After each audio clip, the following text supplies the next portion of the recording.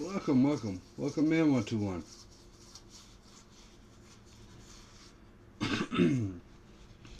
So, today we are going to be working on some more of the Grung's Revenge stuff. We are right at the tail end of the map. Just going to do some goblin tunnels, and then we've got to place the enemies. And then we're going to take a final look at the big boy himself, Grung,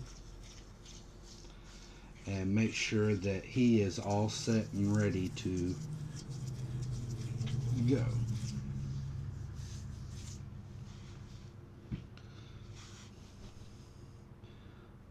But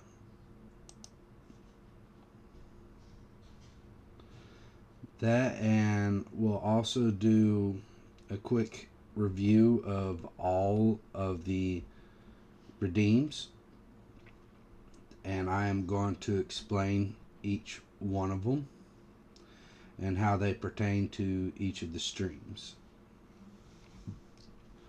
because some of these will go back and forth between both streams.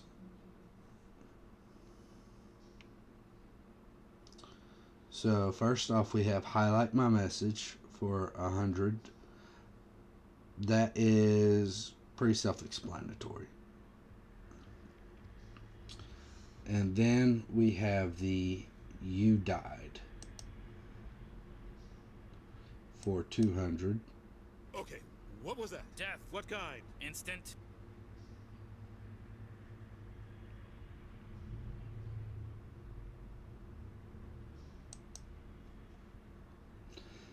And I will probably be going back over these before stream tomorrow when I do Final Fantasy X. Now, healing. This one is for the tabletop section for 500 monster points. You can monster course. You can heal one character, be it player or NPC, by 2d4 hit points. GG. As in get good.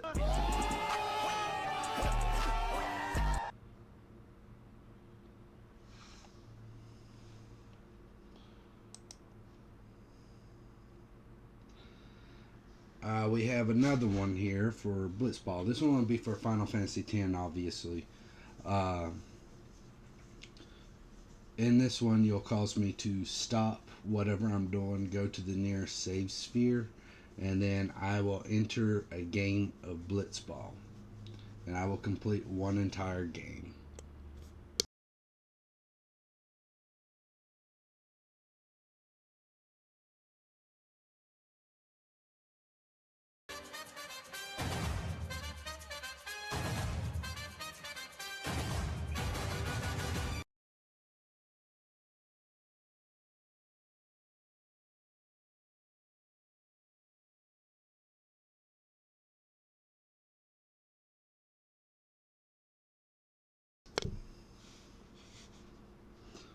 I'm doing fine. How are you doing today, 121?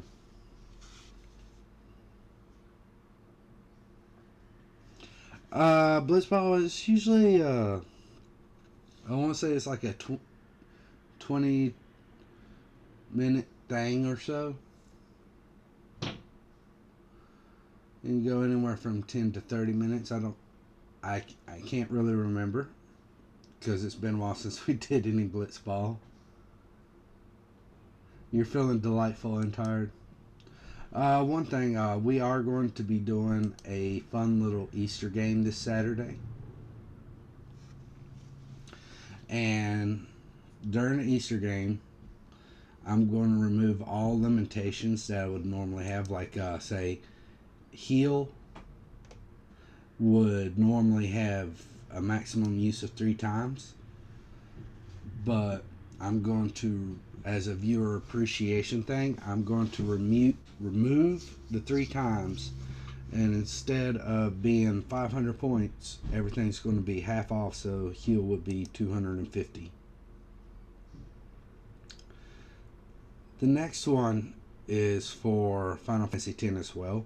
This one you can cause me to go 30 minutes without healing myself. I'm in danger.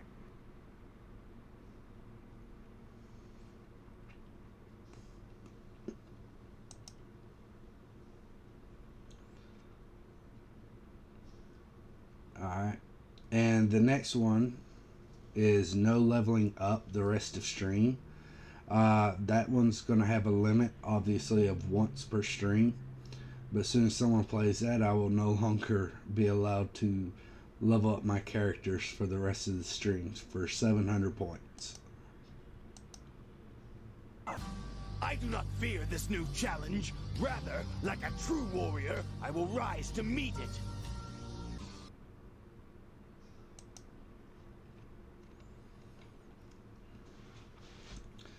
And then the next one, also for 700 points. No using magic. For 30 minutes, I cannot use any magic, spells, skills, or summons. Unacceptable condition! Unacceptable!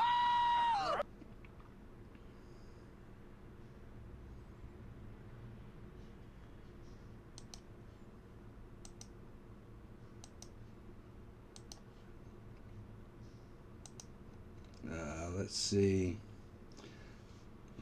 The next one, Boom Kitty Boom. So this one, I am going to, Kamari is going to have to make the ultimate sacrifice.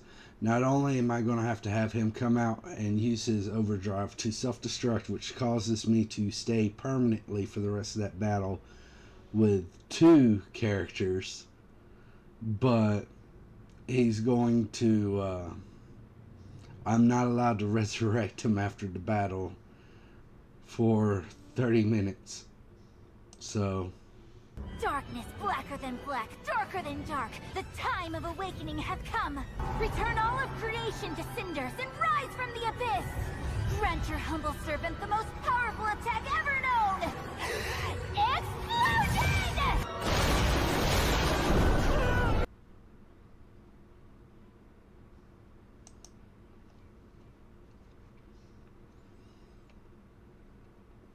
After that, these next few are going to be for the tabletop section.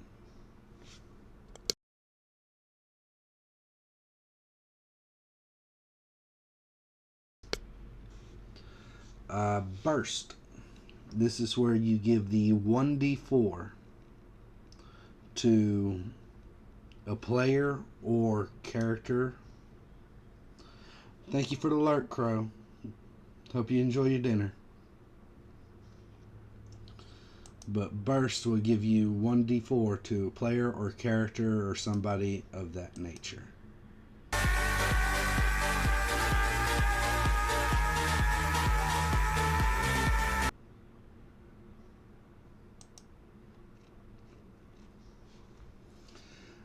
The next one,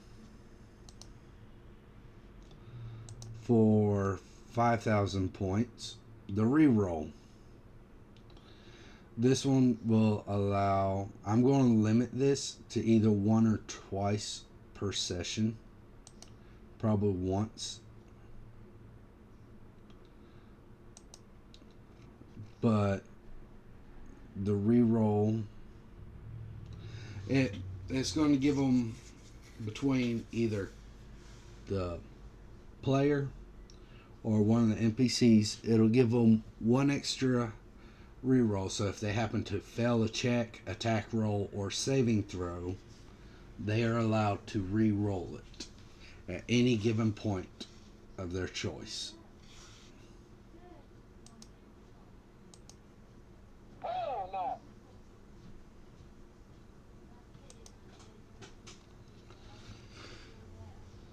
And the next one, the instant random encounter, This one, you summon an instant random encounter. I am going to keep this one cut down to once per session.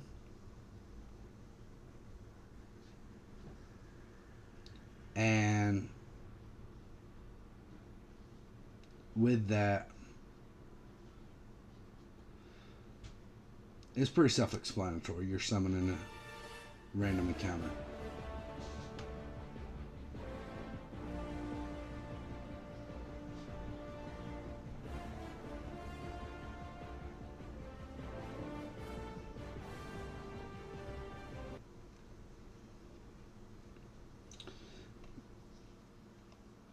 Alright. Now from there, we're going to move on into the bits section.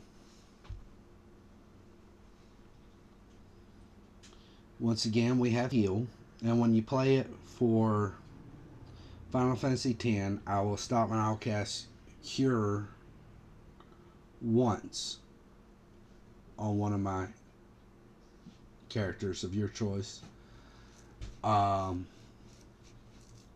But it holds the same function for the tabletops, 2d4. However, it being a bit, it's not limited. GG. As in get good.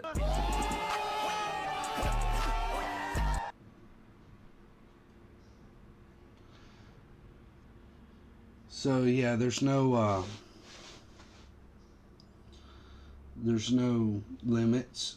You reroll. I have been debating on actually removing that because it doesn't apply to Final Fantasy X either, and I didn't want to leave something on the bits that just doesn't apply to Final Fantasy, so I will most likely be removing the reroll.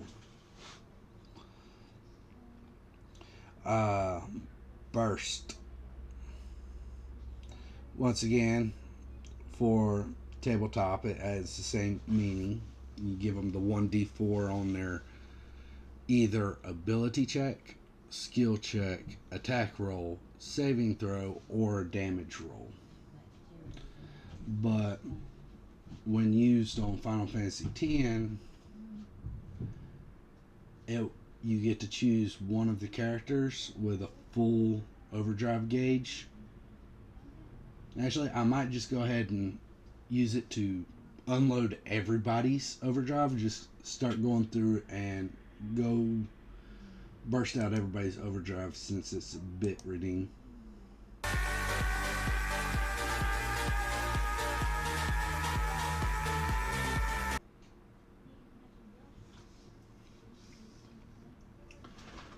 We have Baby Shark just playing some music.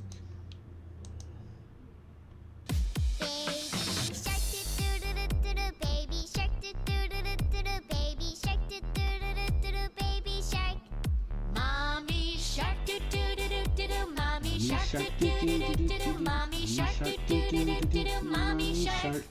Daddy shark, daddy shark, daddy shark. Alright. Then we got another one for 50 bits, jump scare. A lot of the stuff that's just for music and just for fun, like jump scare, that can be used anytime. It's just a jump scare. Is 50 bits.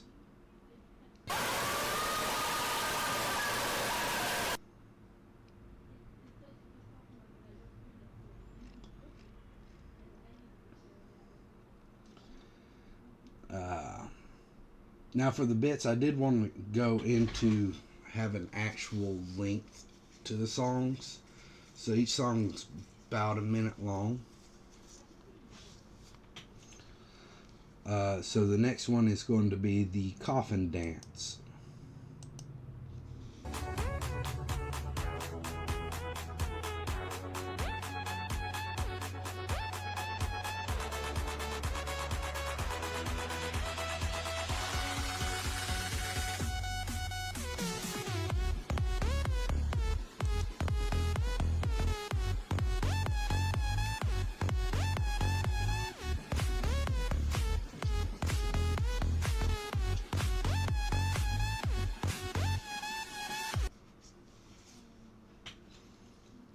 Alright, next we have Crab Rave for 50 bits.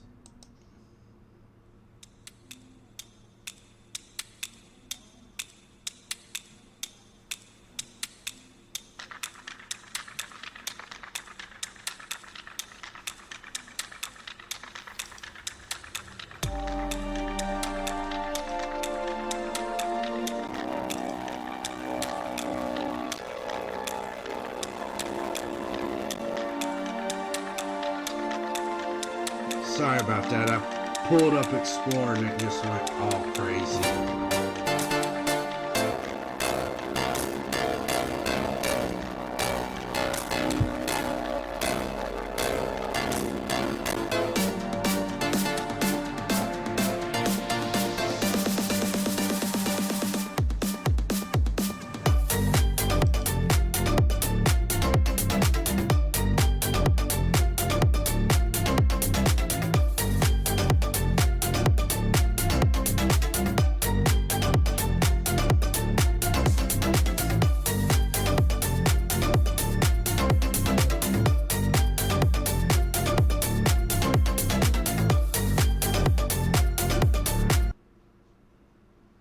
So that's interesting. Now those little mess ups happen anytime I decide to go to a window that is not OBS or what I was getting ready to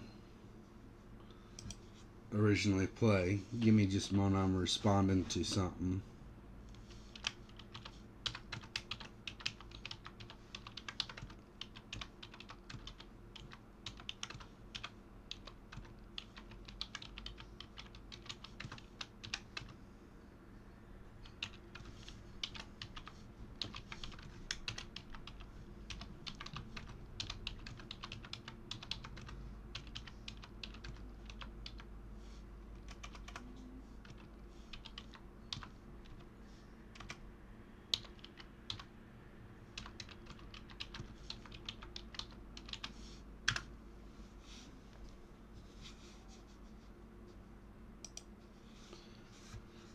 Alright, there we go. I had to, I was replying to something. We're discussing things for the Easter game upcoming. Alright, banned character. This one's going to be special for 200 bits. For 200 bits on Final Fantasy X, you select a character and I cannot use it for 30 minutes. Alternatively, on the TTRPG, you select a character, be it player or NPC, and that character has to skip their next turn.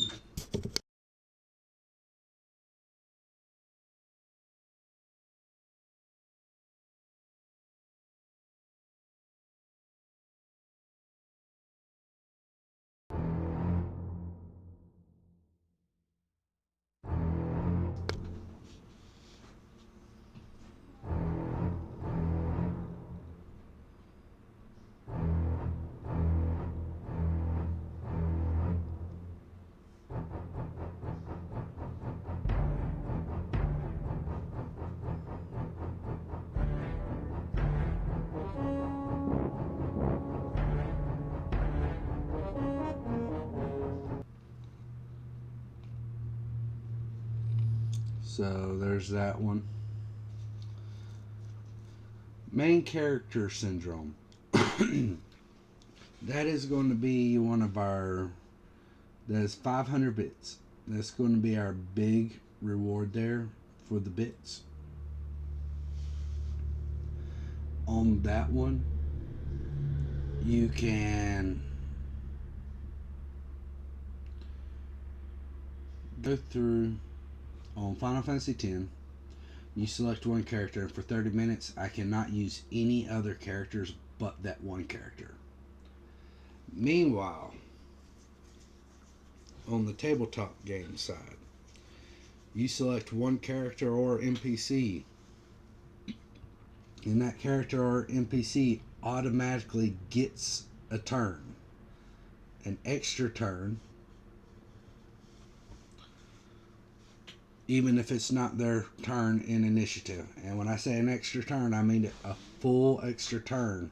Movement, bonus action, action, interaction, everything.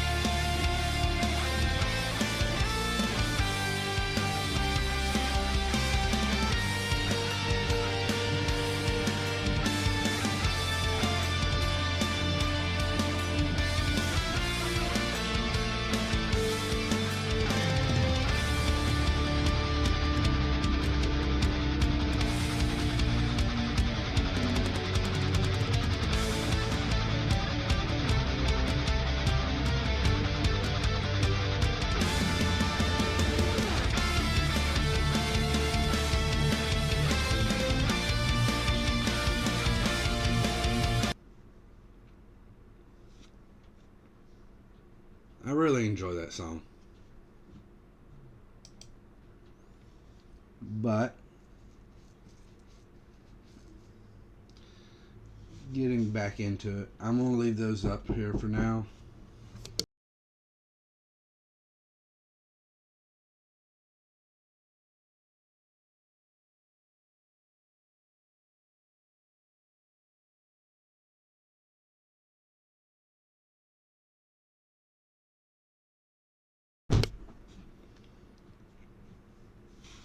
So, getting back into this. Here we go. Now, opening up Grung's lair.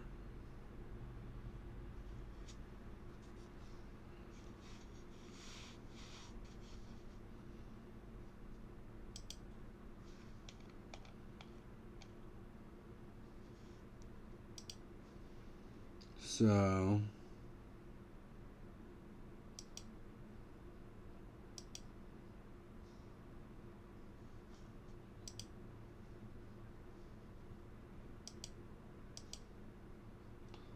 that's still there.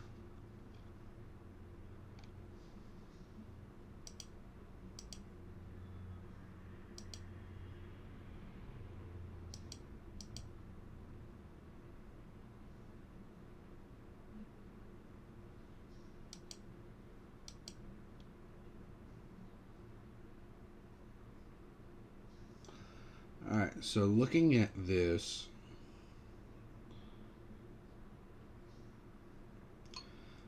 I think the only thing that I've got to do is to, well, I say only thing, but I've got to do the goblin tunnels to go into here. And the way that's going to be set is we're going to have like a little area. There'll be an entrance to here and to here. Little small windows going through here on each side. Because we'll have goblins on either side sitting there attacking out. And it'll come out from around in here and around in here. And they're going to be real small tunnels. Real short. About 3.5, 4 feet tall. Not quite 5 feet wide. It's going to be big enough that the goblins can sit there and move about freely and attack. Yet, most player characters will have to crouch down and or go in a semi-prone position in order to go through, and will not be able to use any weapons that are not a dagger. Now, that being said, when it gets out to like in here, it's going to open up. and they're going to be in this area.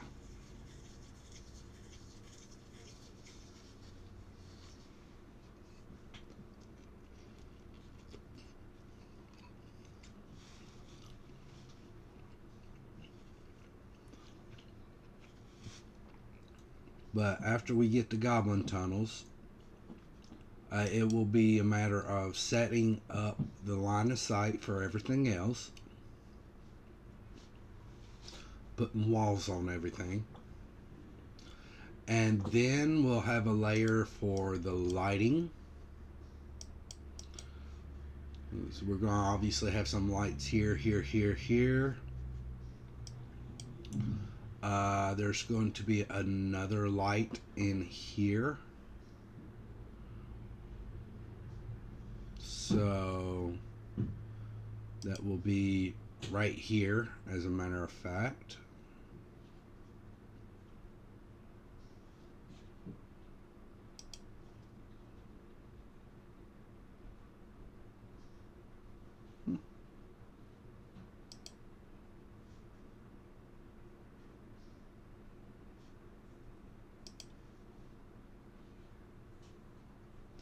Yeah, it's going to be right in here. It's off the middle a little bit, but that'll be fine.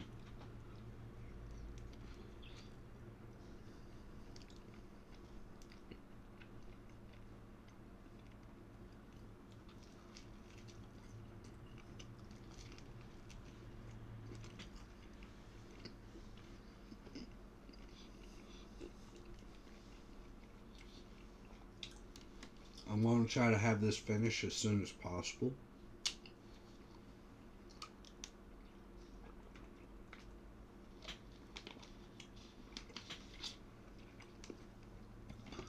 Because as soon as we meet our follower and our sub goals, I want to hold another viewer appreciation stream and do everything once again, no limits, half off prices, and do Grung as a one shot.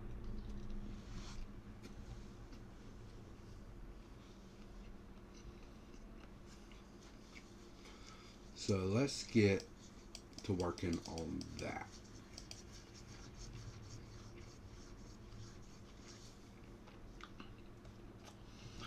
Now I'm debating on two different things.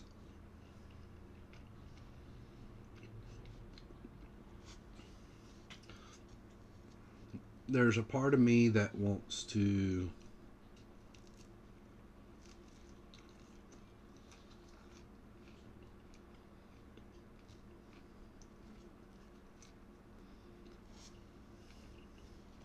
put them on this map, but I think I'll do the separate map and just fit it in.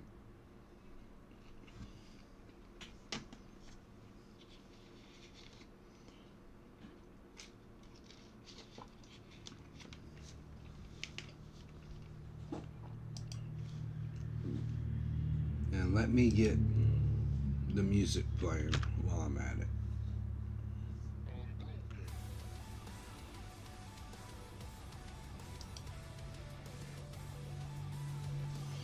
Alright.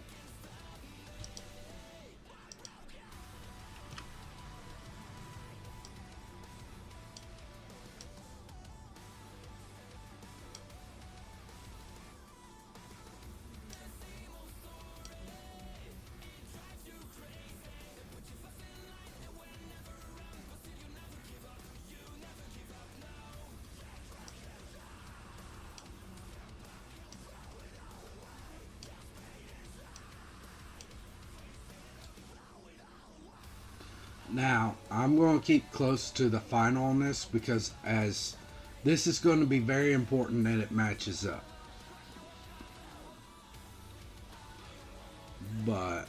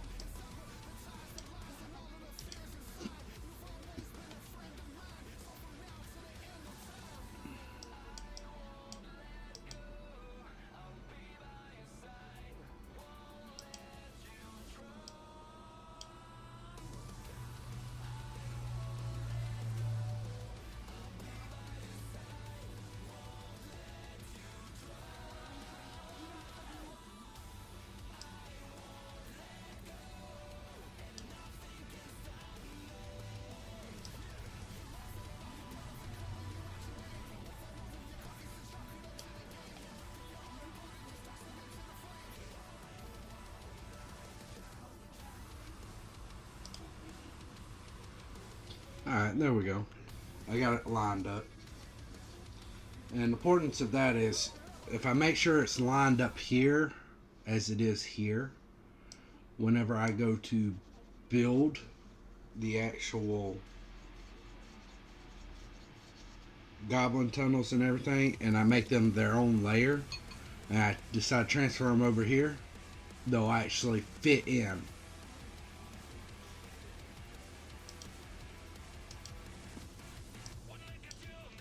And that is one of the bigger purposes that I'm using the grid for.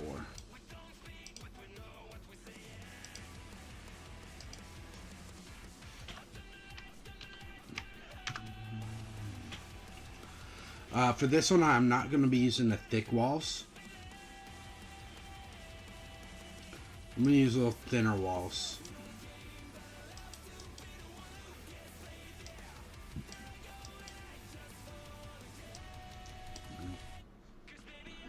Look the way I'm lost in you. What is...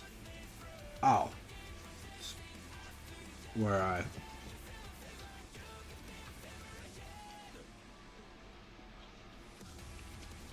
So, I want this to be kind of sneaky.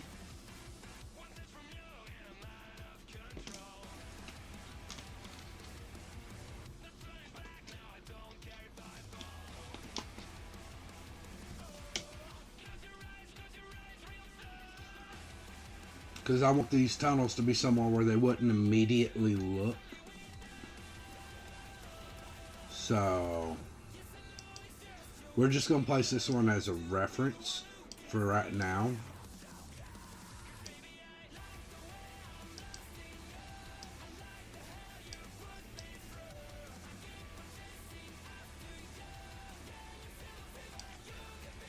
Something like that.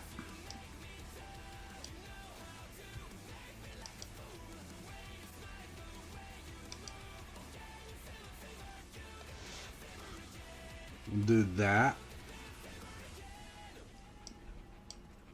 Now I will be replacing those with something else.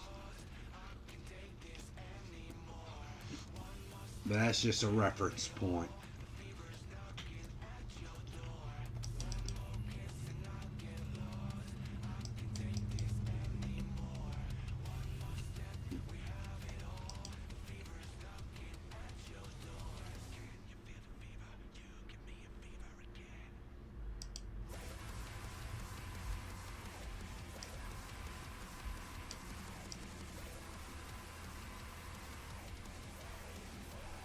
I think I'll leave it like that. To be the one who gets played, yeah. I just fall again. Like the way I lost in you. Wonder if I can take it right. Yeah, there we go. Actually move it right to that edge.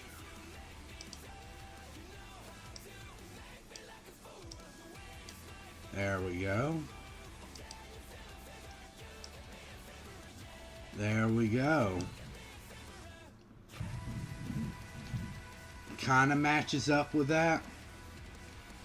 So that's pretty cool.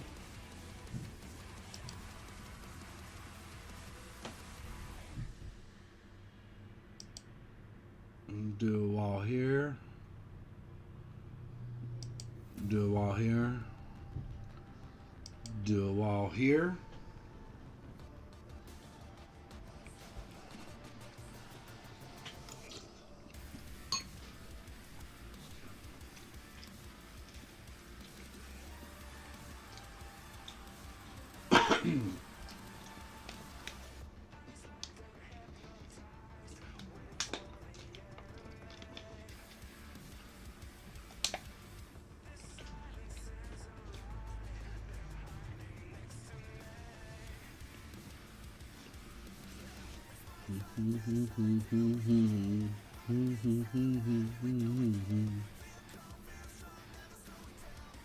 I actually just hydrated. Thank you, 1-to-1. No.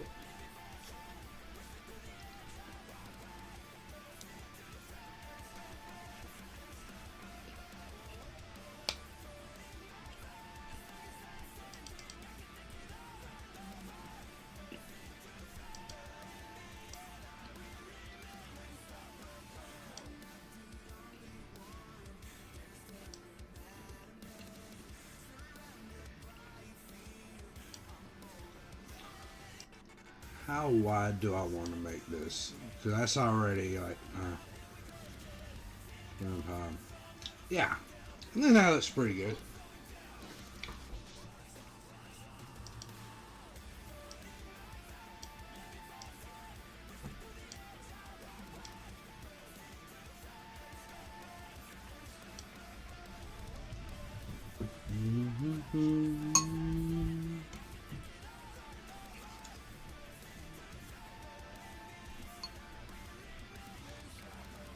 Yeah, it really was wonderful timing. 1, 2, 3, 4, 5. So 6.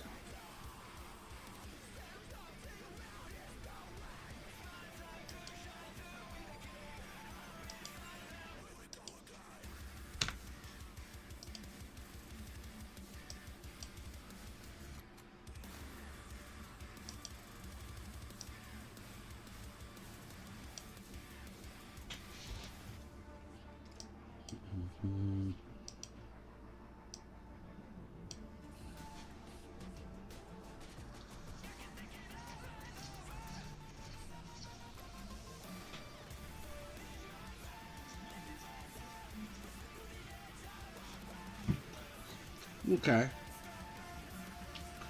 So for this part of it,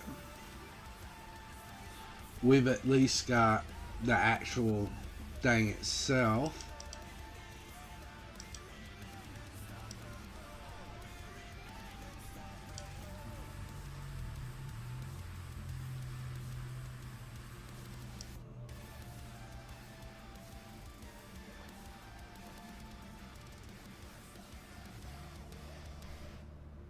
Give a little more, make that a little more narrow. It's not so narrow that the players can't come through.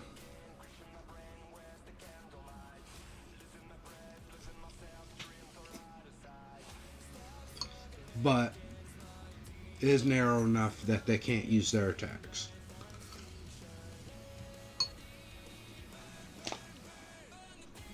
They can use daggers, hand axes, real small weapons like that.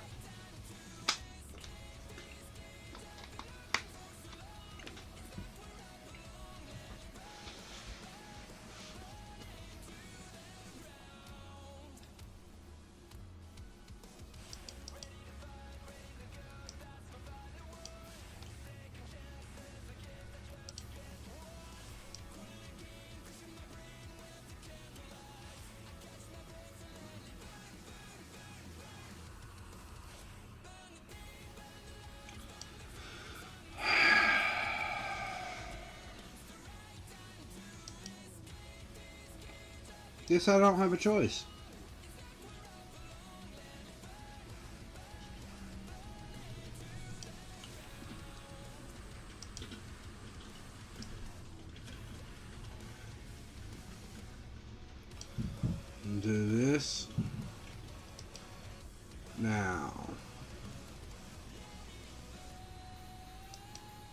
I want to see if I got any kind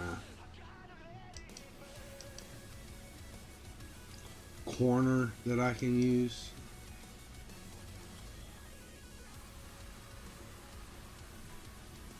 No.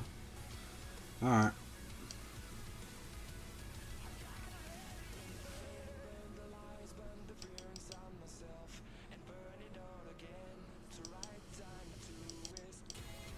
No!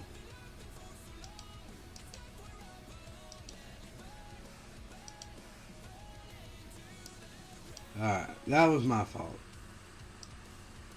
See, that's going to drive me insane.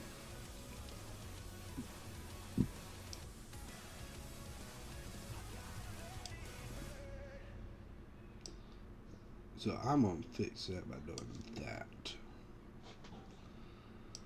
It's not perfect, but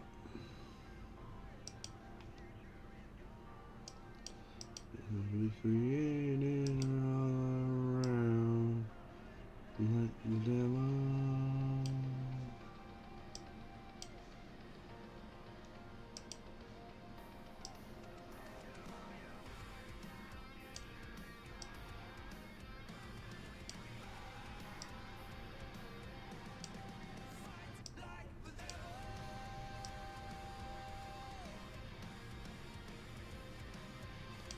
All right.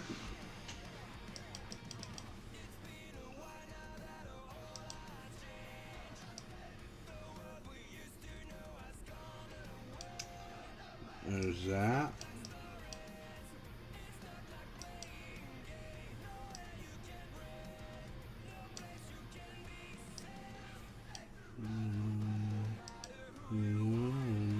Future is gone.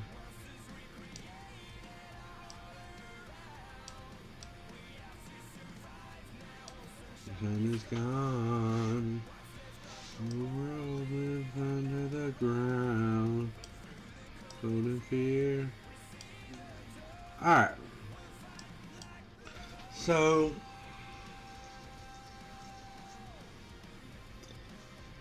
what we're looking at on this side, it's very narrow.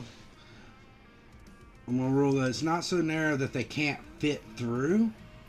They just won't be able to use swords, hammers. They're not going to have free agency. They're going to have to go prone.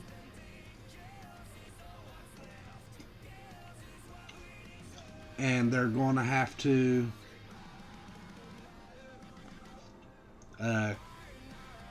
use daggers, hand axes, small stuff like that. Short swords. This is going to be a little small for short swords. The purpose of this is to restrict them.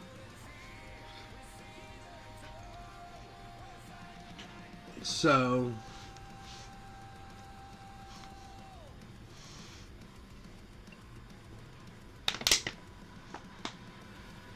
they're not going to be able to use ranged weapons. They can throw a dagger or hand axe with disadvantage.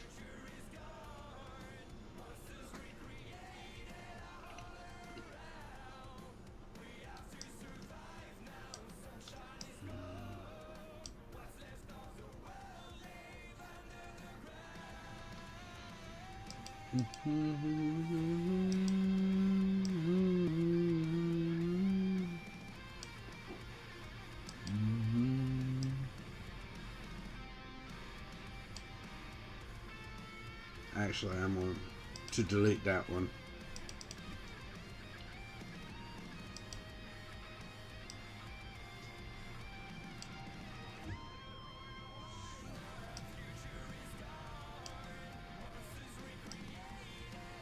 Now it's going to kind of widen out a bit for them.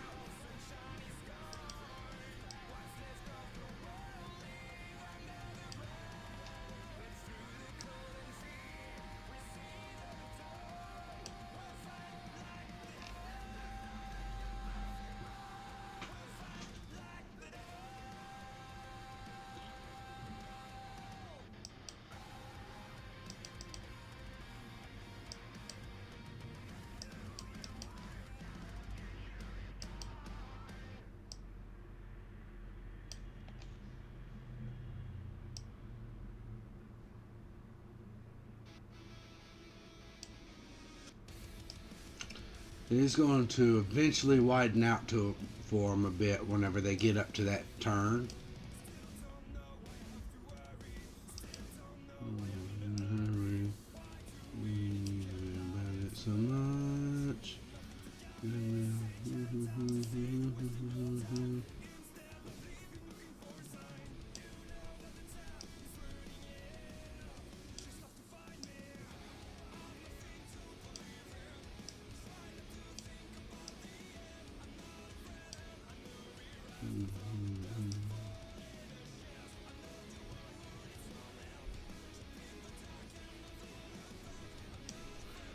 There.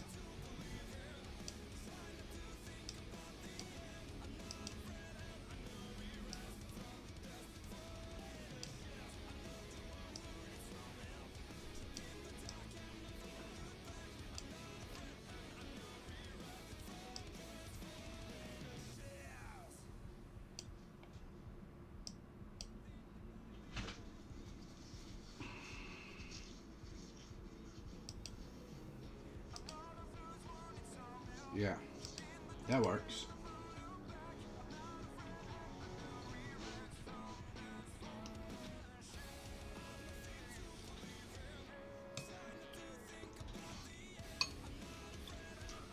So what we're going to do now is we're going to go ahead and fill in the gaps.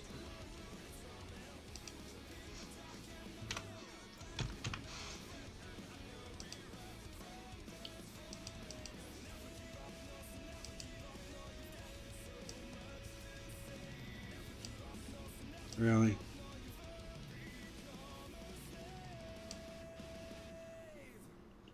Alright.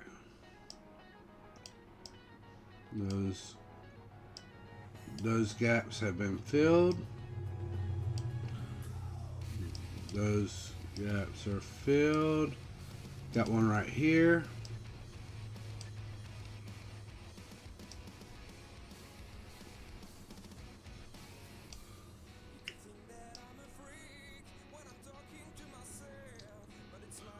We got one right here.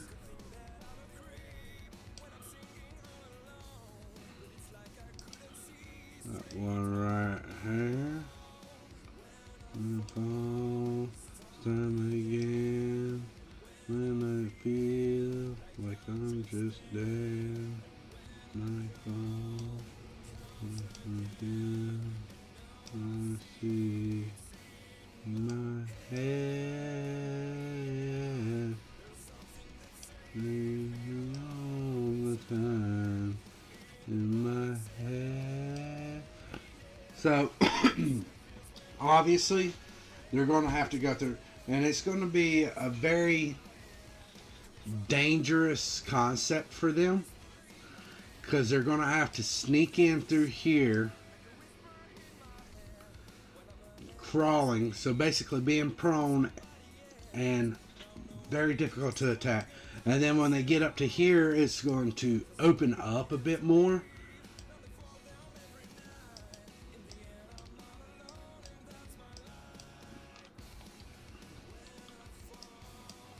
So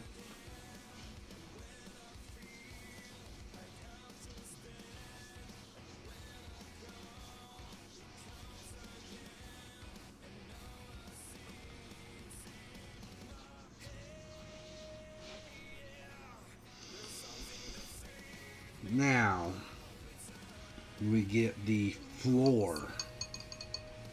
This one's going to be kind of tricky.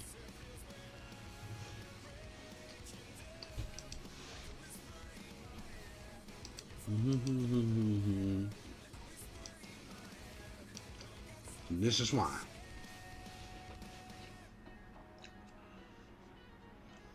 So what we're going to do because I don't want it going above any of these.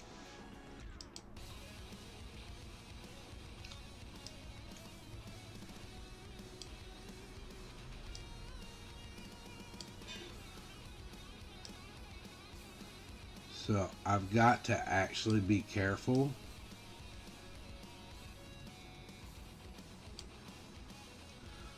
with it.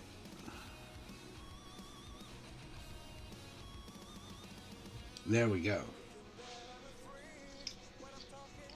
What this does is this lets me utilize it without overlapping the rest of the map.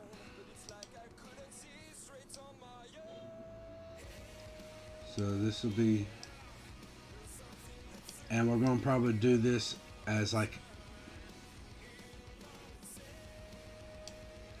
a page by page reference.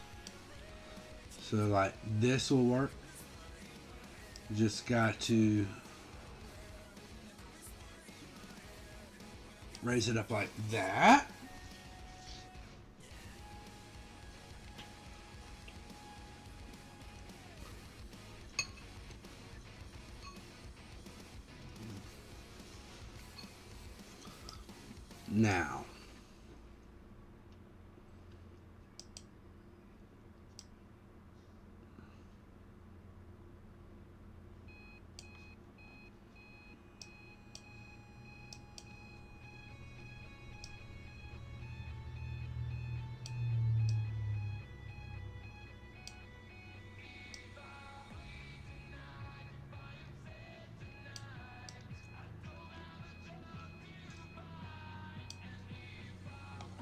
Now, obviously this is going to create kind of a different texture, which is fine.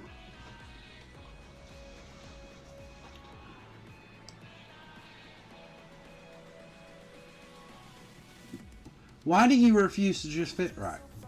I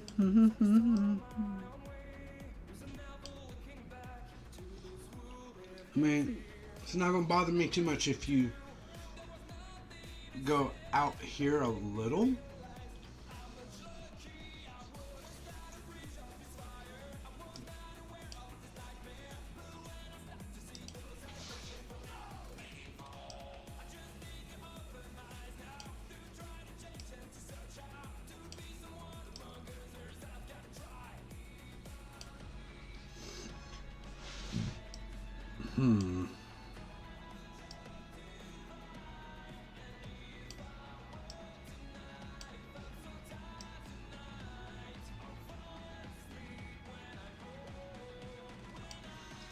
Do as little as possible.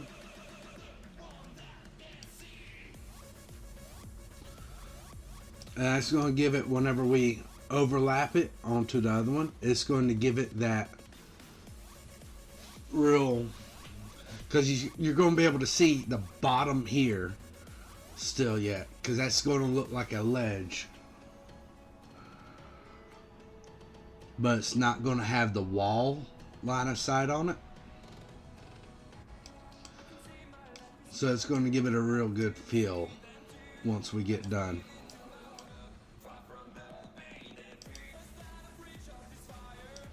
We make you small.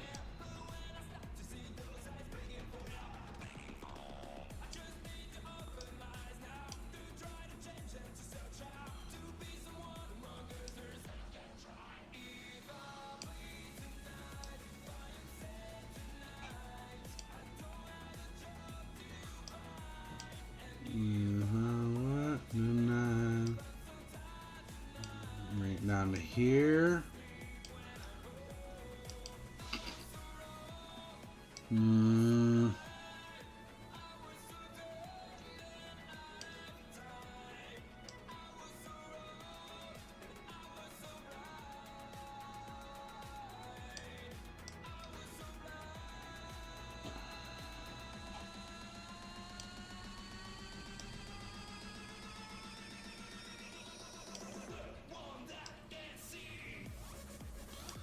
Now once again, I want to not overlap by much. This is going to be fun. Turn on aspect ratio and try to do it like this.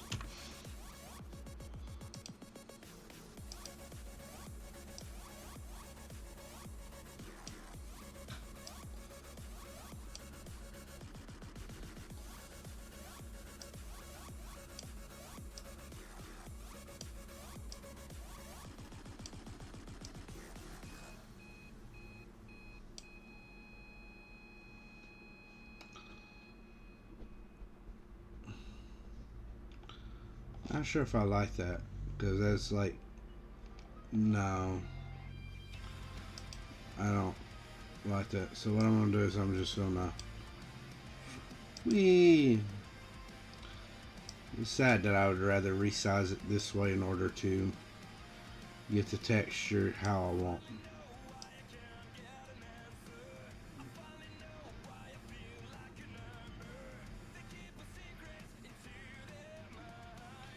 Okay. So when I get up to here, you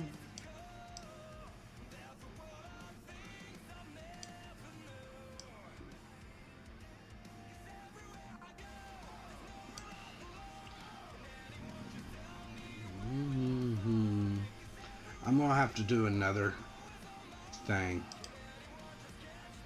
to get that sized right.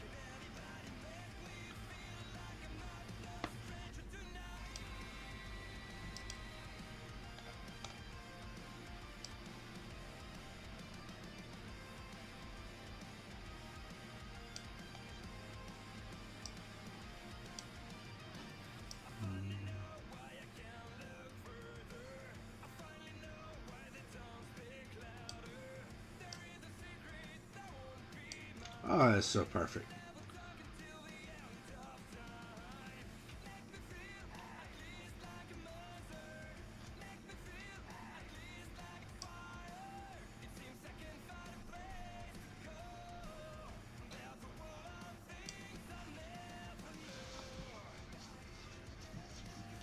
Now there's going to be a line of sight blocking this portion. So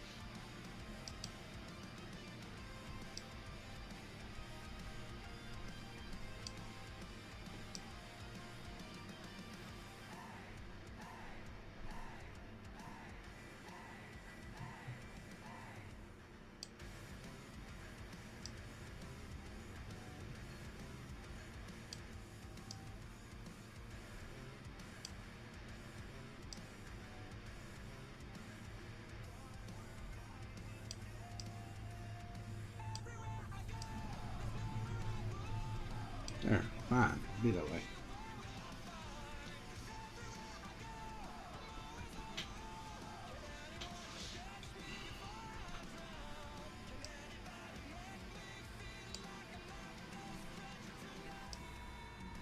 So I think the only thing I got left is to finish this part.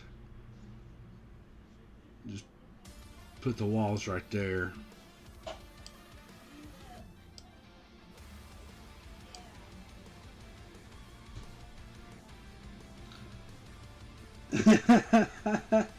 Welcome in, Jade.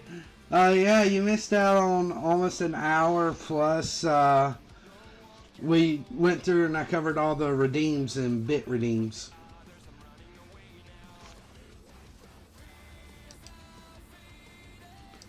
But I'll be going back over them again tomorrow night.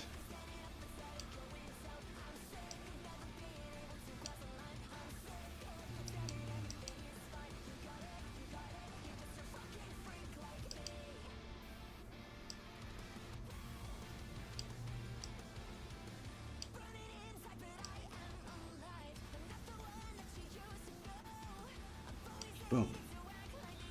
Got that. Boom.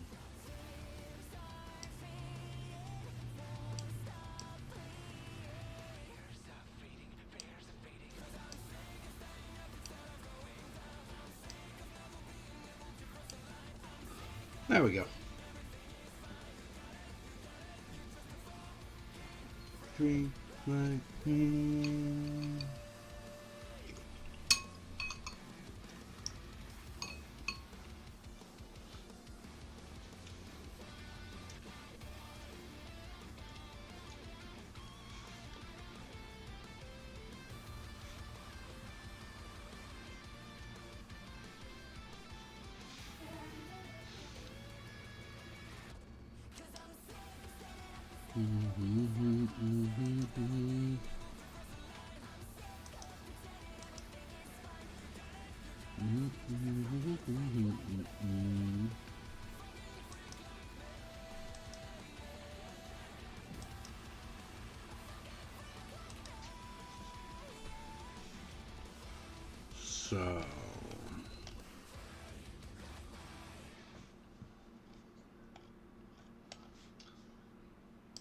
So what we're going to do is we're going to check out the line of sight for that.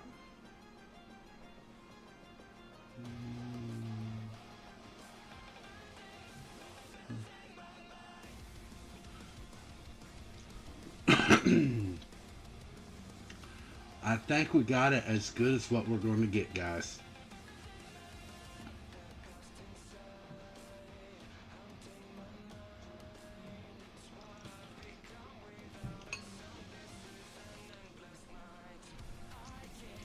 I'm going to go back to the layers. I'm going to go here. I'm actually going to delete that,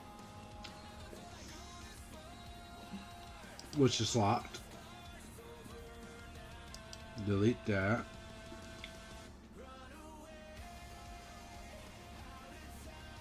Remove grids. And this is going to be our goblin tunnels.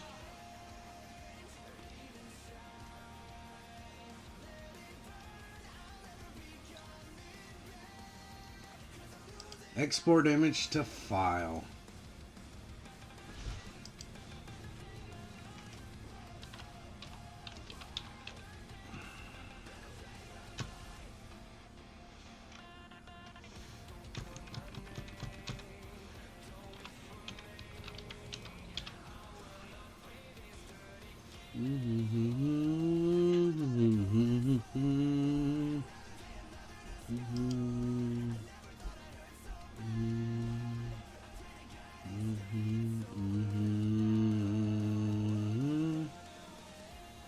I'm gonna lock that. Now I want to keep it up here even after I've done that. Simple reason is if this does not, because this has to puzzle piece, this specific piece has to puzzle piece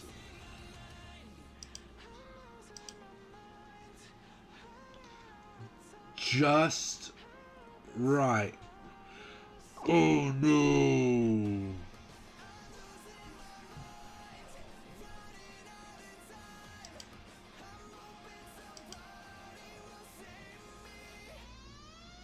No, don't tell me.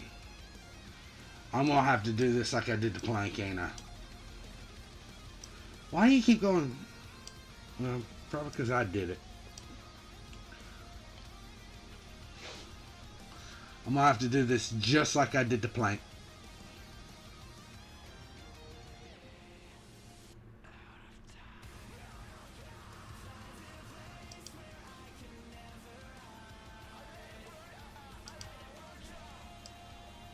Because,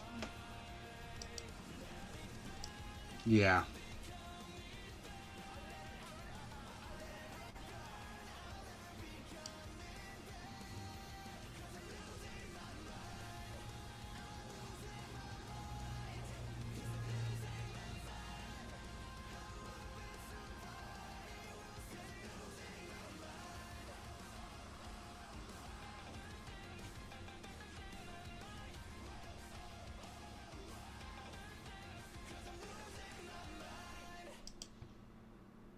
Alright.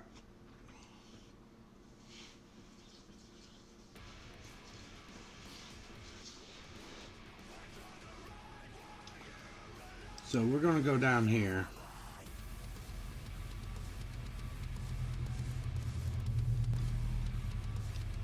Add folder.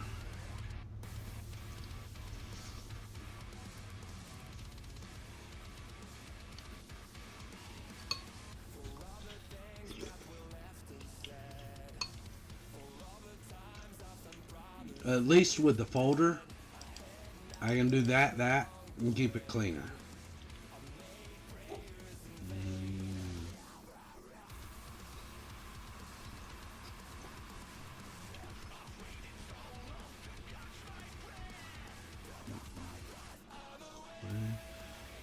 I'm alive. Well, here we go. Go through the entire process again.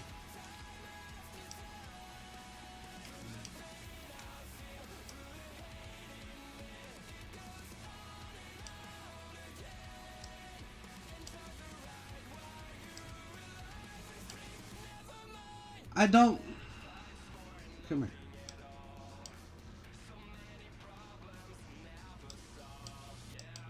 There.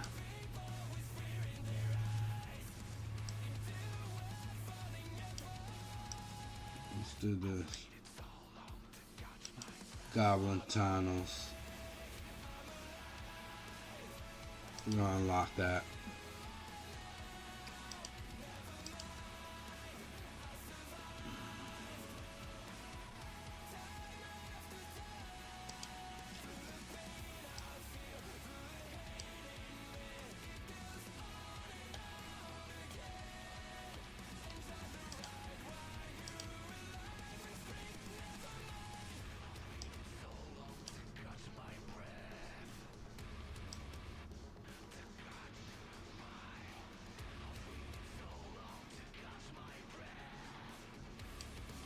There we go.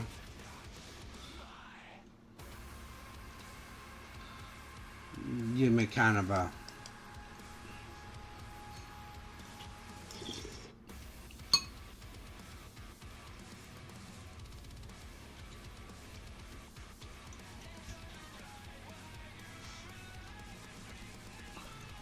reference. Matter of fact,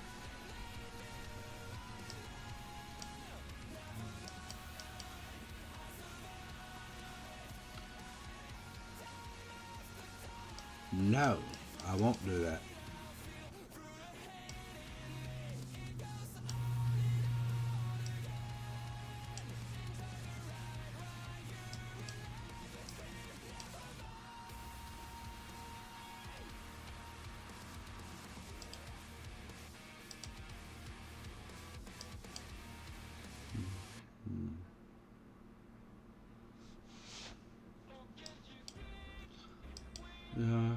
We're running out of time. Gotta lose your mind.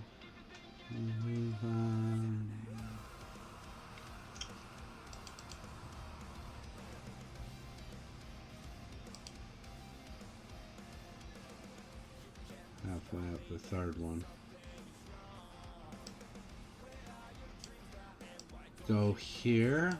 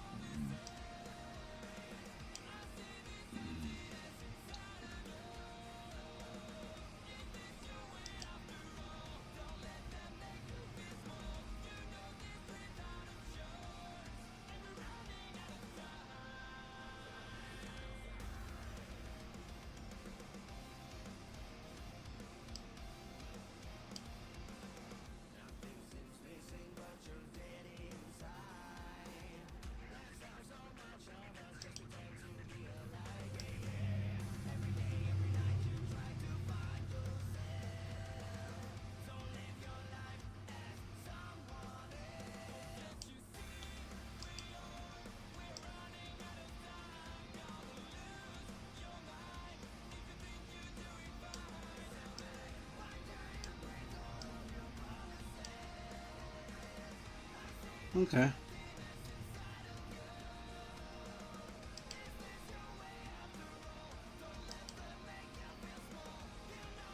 That works.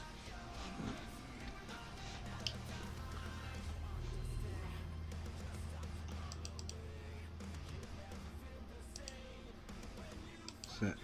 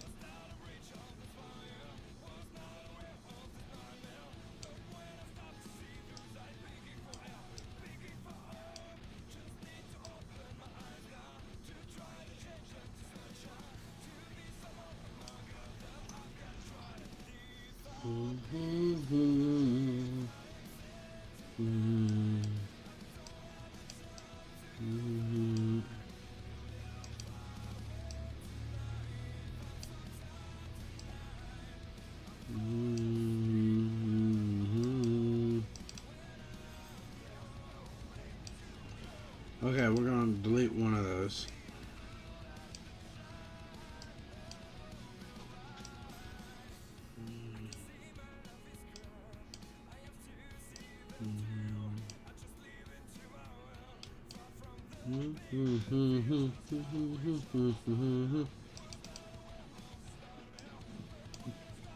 There we go.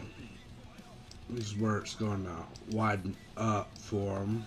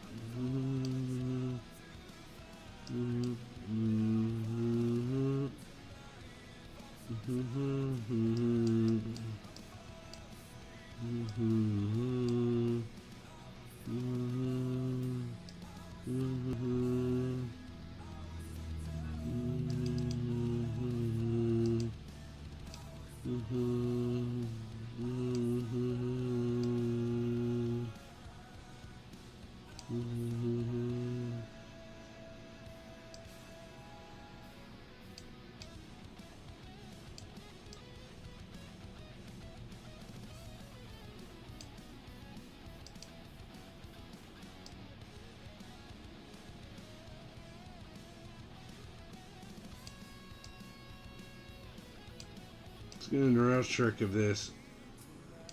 I don't want it overlapping a whole lot.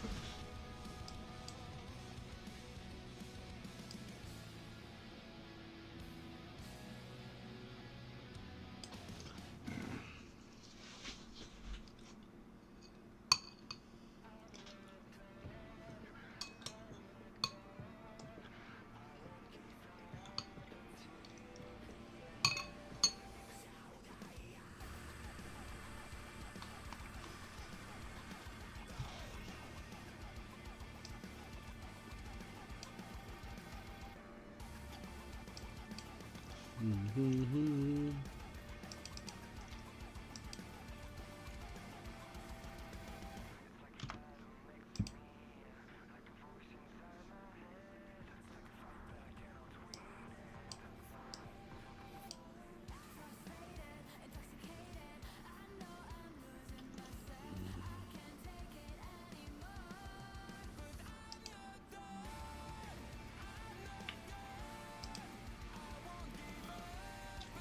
Mm. Mm. That's not right. Something's not right here. I've got that too far up.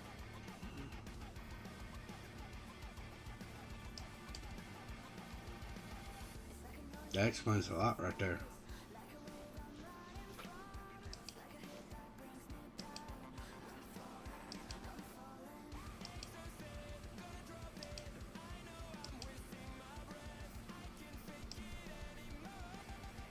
There.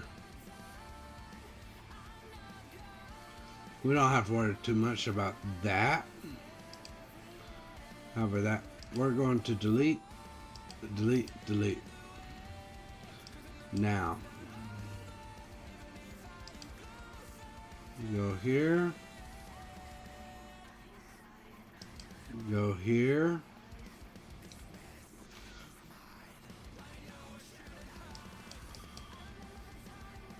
go here, go here.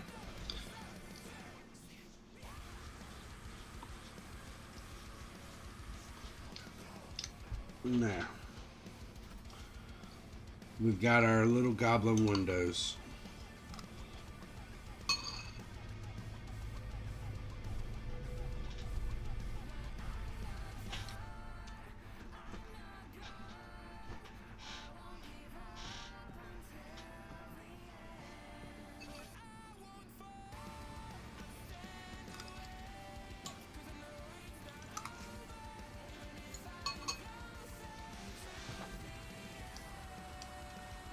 So,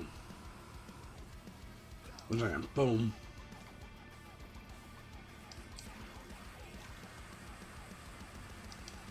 Boom. Boom. And the purpose of these windows is this isn't something where they can just climb through.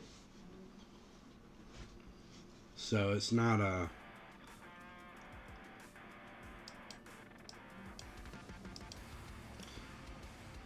Go away.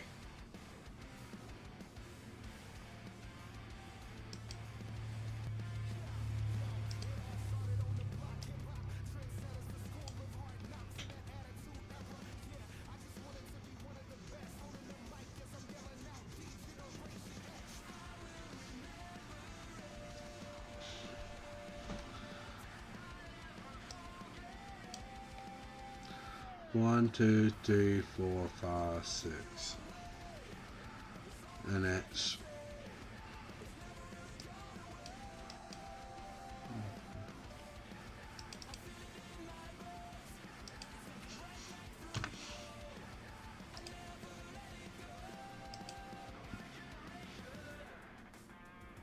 Yeah, right there.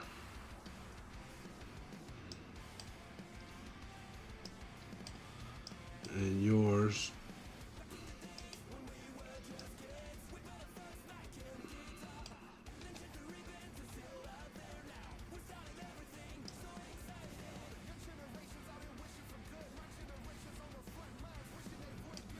Yeah.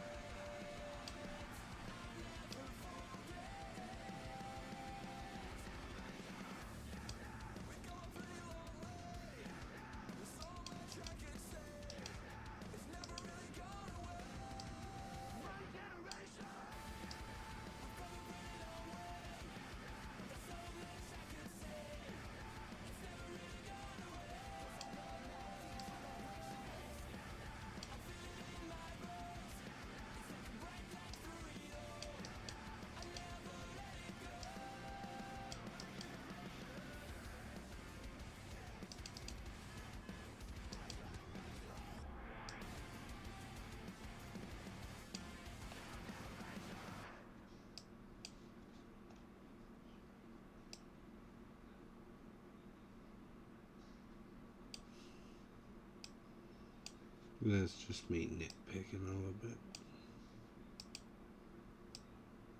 Go.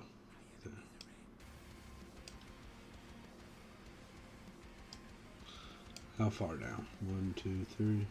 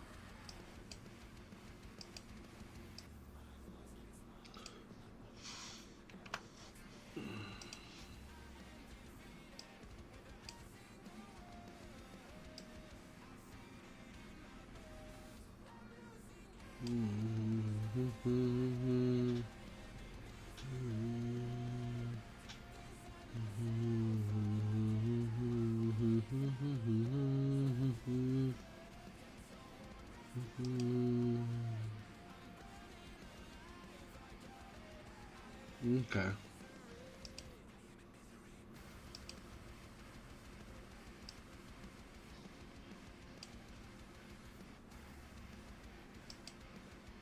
Okay. Now, we'll put you back to 6.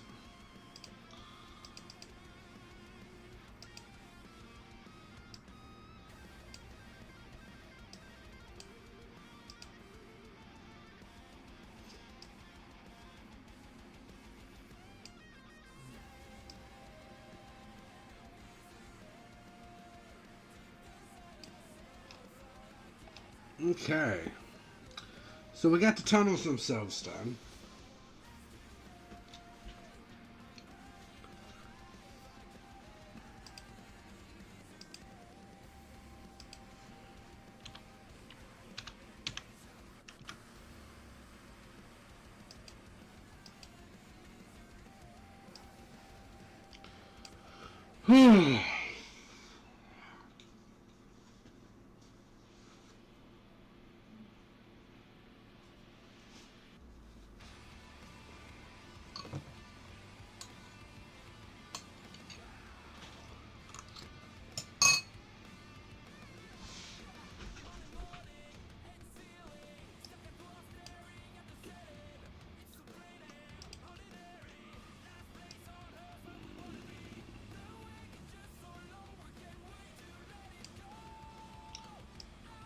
We all the way down to the bottom.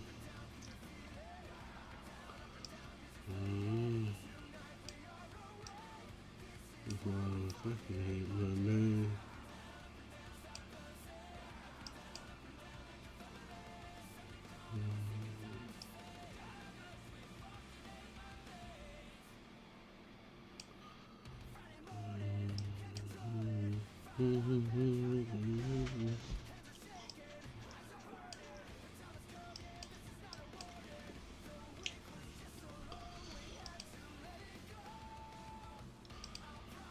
Sick and tired of that.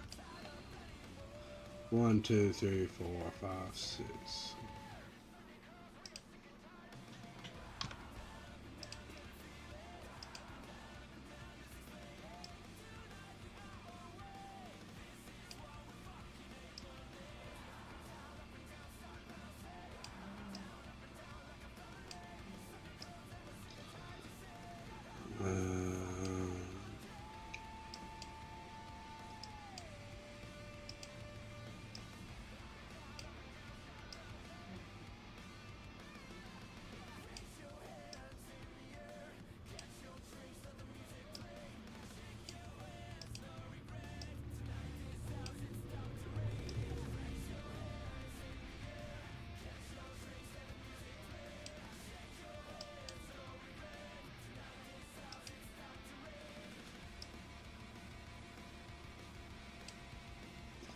Why did that go? You're not supposed to ever go above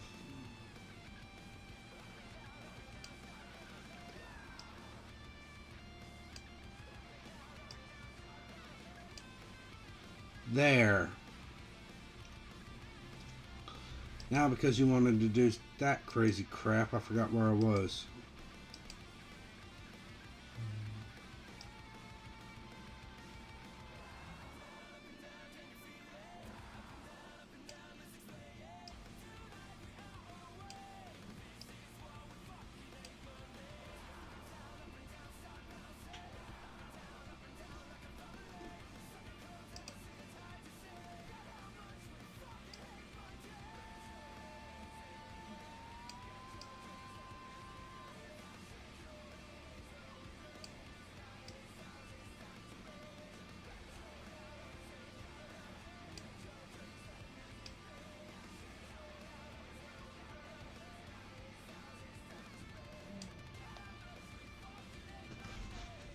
So this will be alright because I'm going to do a line of sight from here and going around.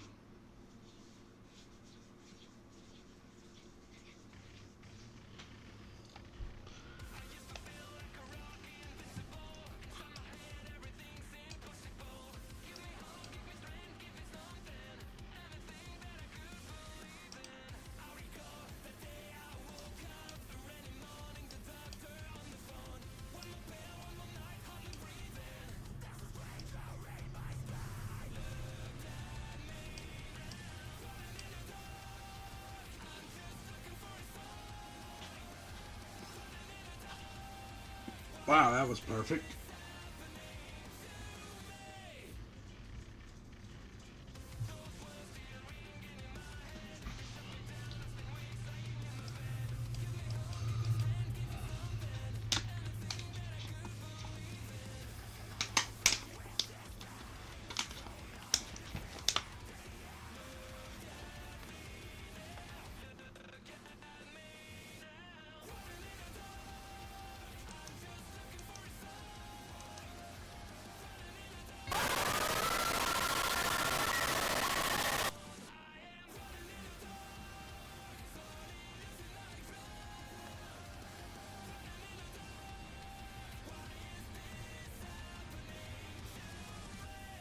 Just thought I'd wake y'all up a bit.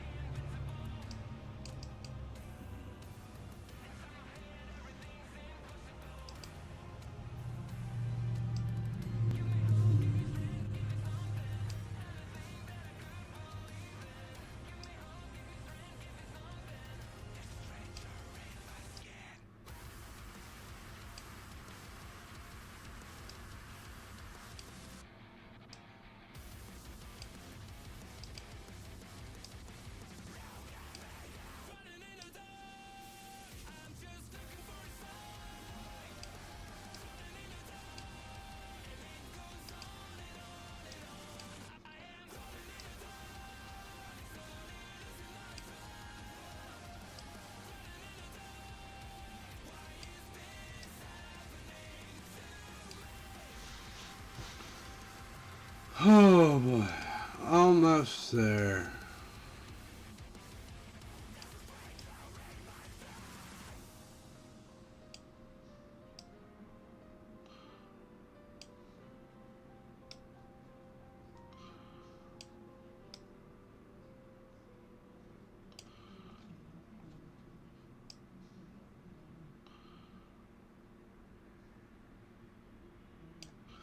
All right.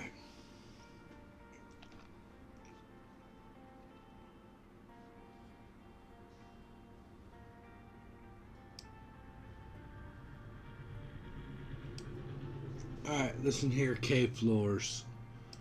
Cave floor should never be above the cave wall.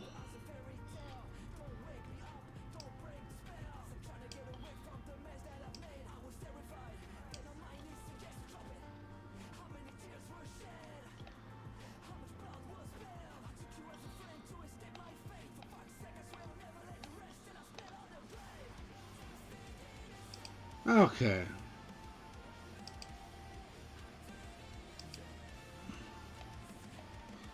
There we go. This is what we got.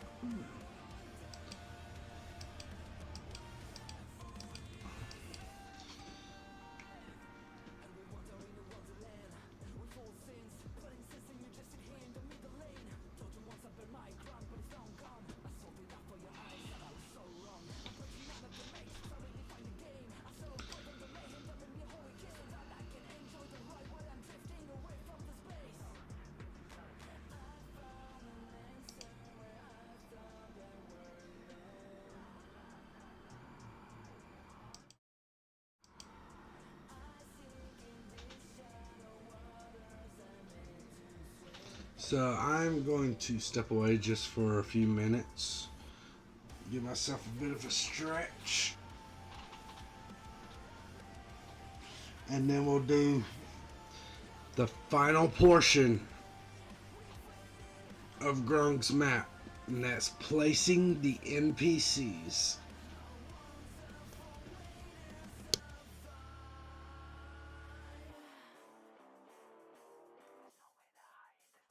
Well, actually, I can't place the NPCs yet. Still got to do the line of sight stuff. But as soon as we finish the line of sight and the lighting, we'll be finished with the actual map. And I'll just be placing the NPCs so that whenever we start it, they'll already be in place.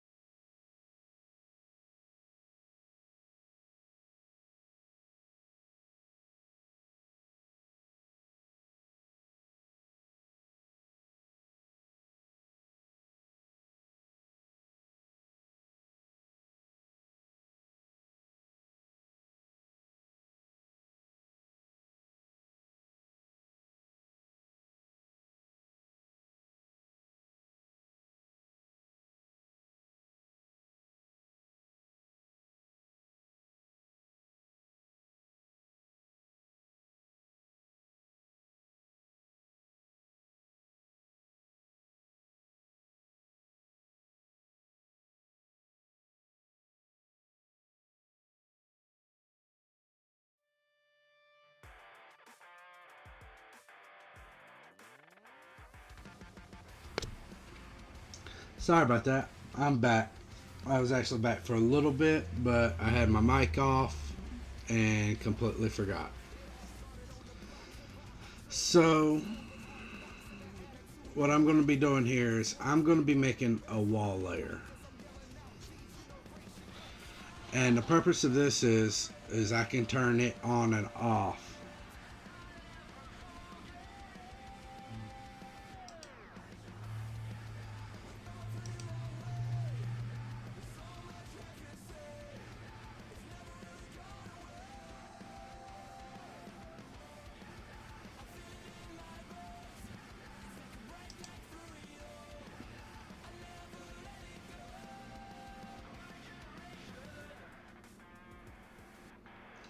And it doesn't have to be perfectly lined up.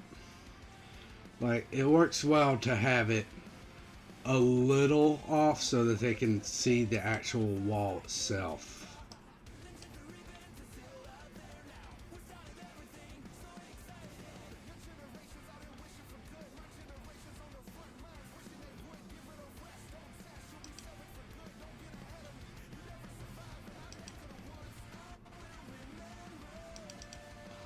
I'm going to double click right there.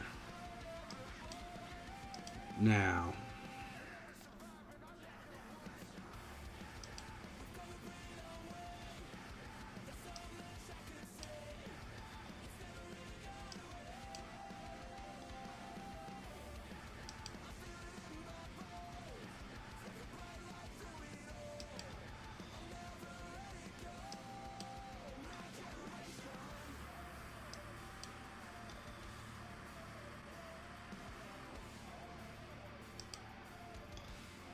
once again, I don't want to have it perfectly set here because I want to give them the knowledge that there is, in fact, a set of walls so that they can come in here and see the gray and see, hey, wall.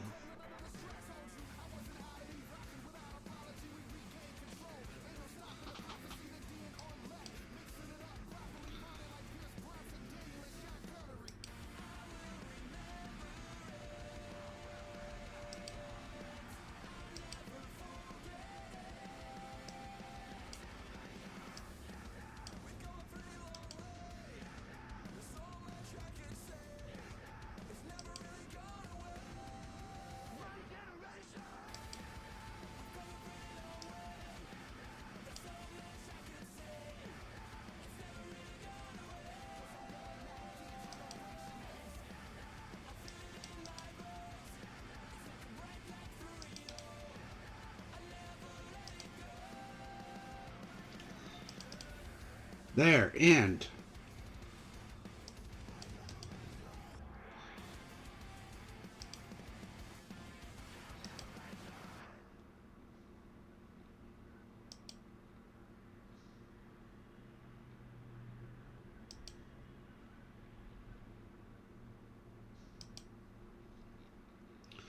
Once again, the purpose of this, so they can actually see the edge of the walls and recognize that there is, in fact, walls there.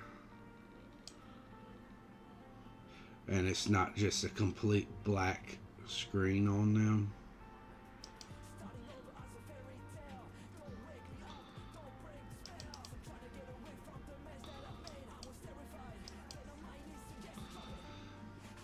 And I don't need to worry about doing all this here because at the end of the day, this is going to be something that gets used while they're inside.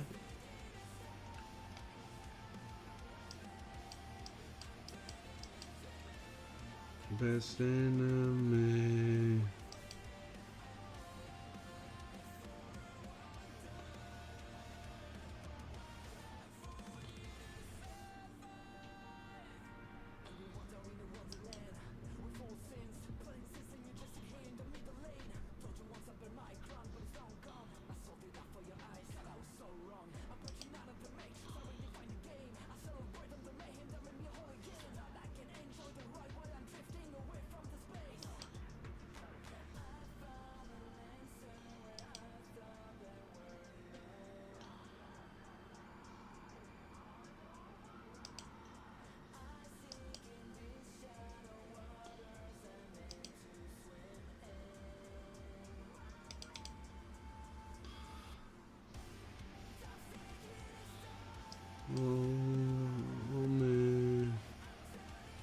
to the best in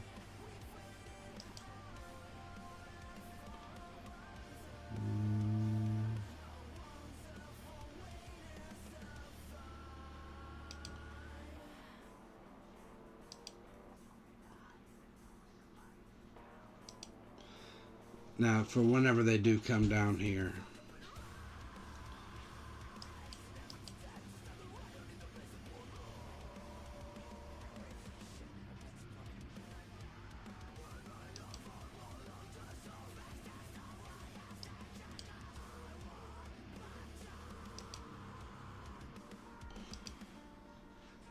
once again, you don't have to be so meticulous with this part.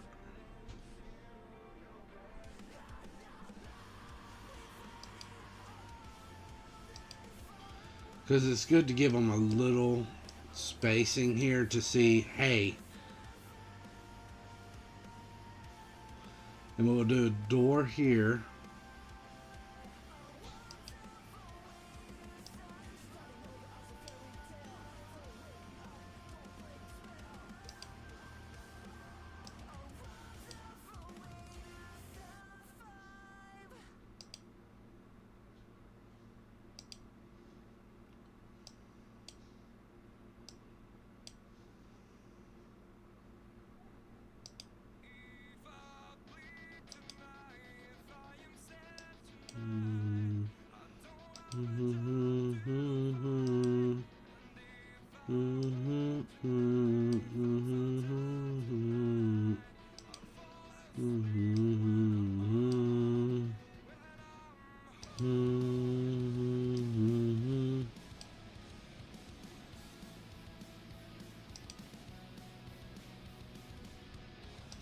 So this ain't something where you have to be following every single edge there and being like, "Rarg." You can be if you want to be, but once again, it works really well to have, instead of just a black, they have that little bit of wall there. Be like, okay, there's something here.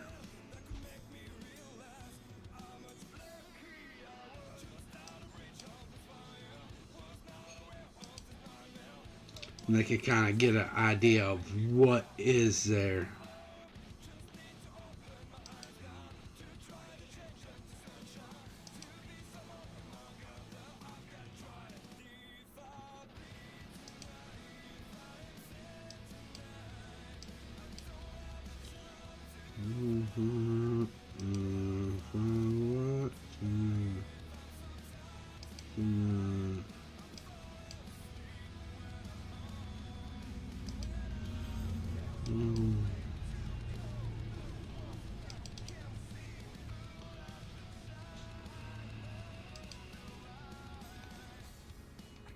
So we've got the outlines for that.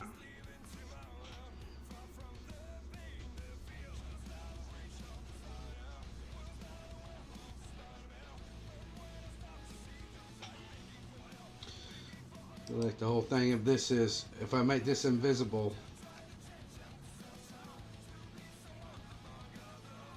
okay,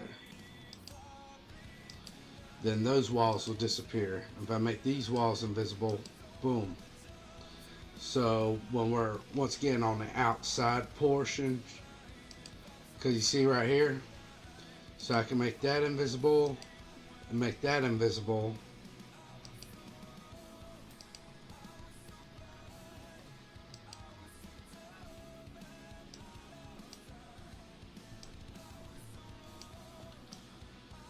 Now we're going to go to, not window, door, rectangle.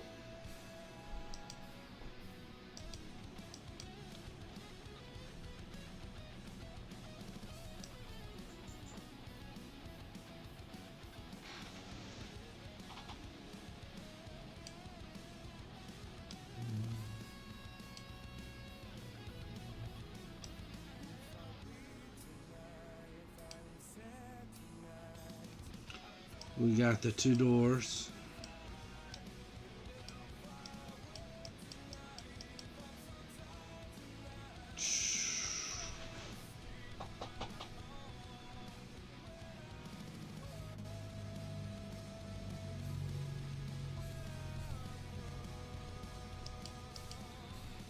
Now,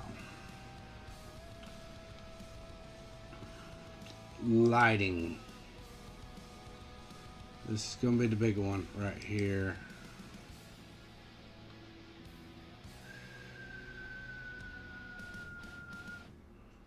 I wish I had to.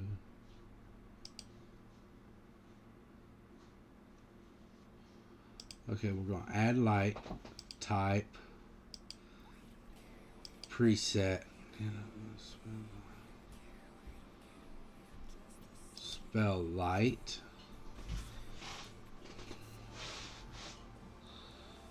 bright. We're going to make that 5 foot.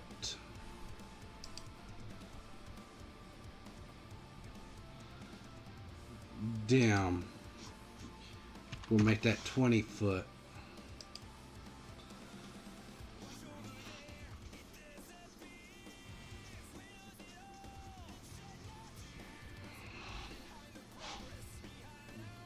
Now, I'm going to remember this.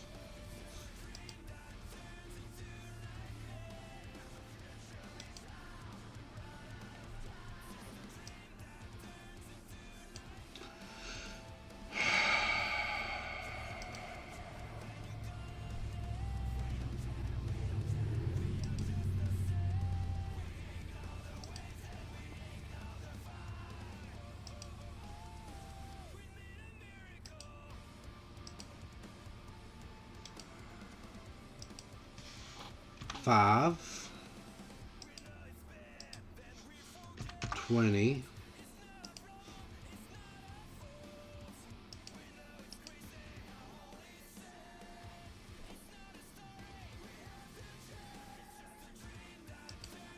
there. Now,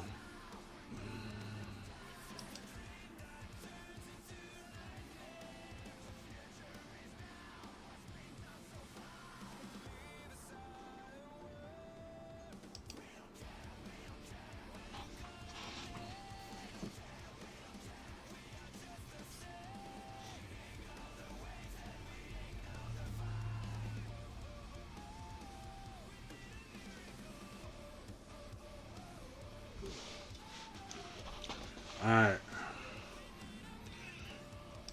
Now we're going to go back up here.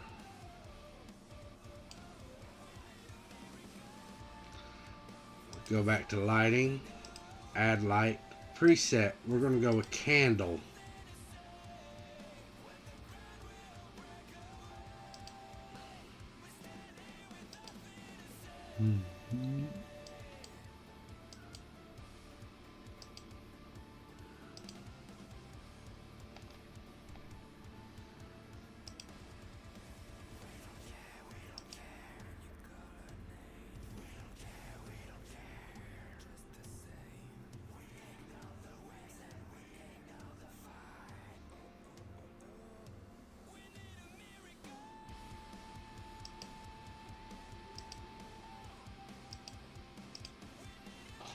We are going to enable line of sight because we want that.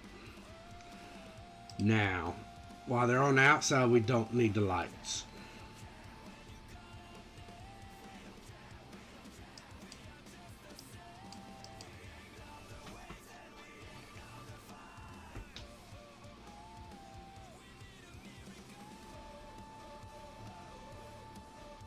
Grung's layer. Top.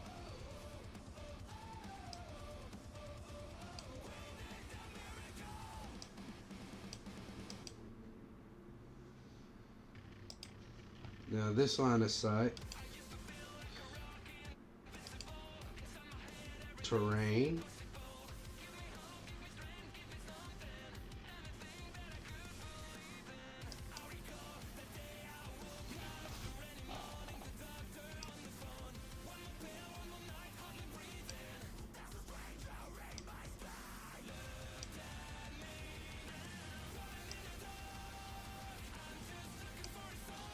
And I can just kind of do this in a circle to make it that much easier. Kind of make up for the shape of the tree itself.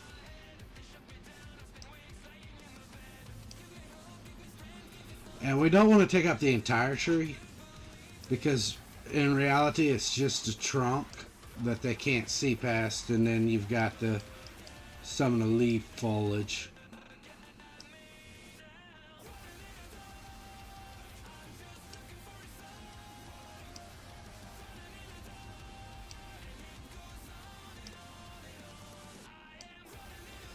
And it's okay to not have this perfectly centered, because when you think about it, trees they're never just perfectly straight up and down. So you don't have to have it perfectly round and centered every tree.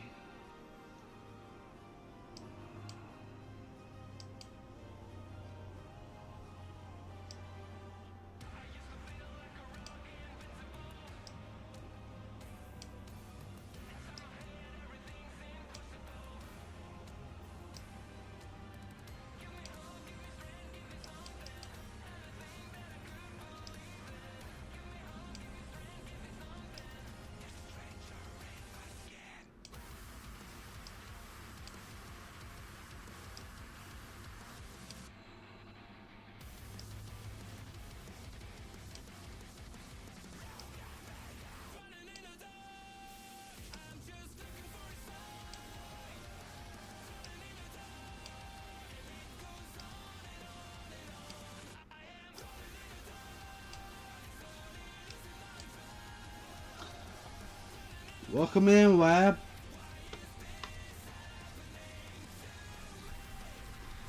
Let me get...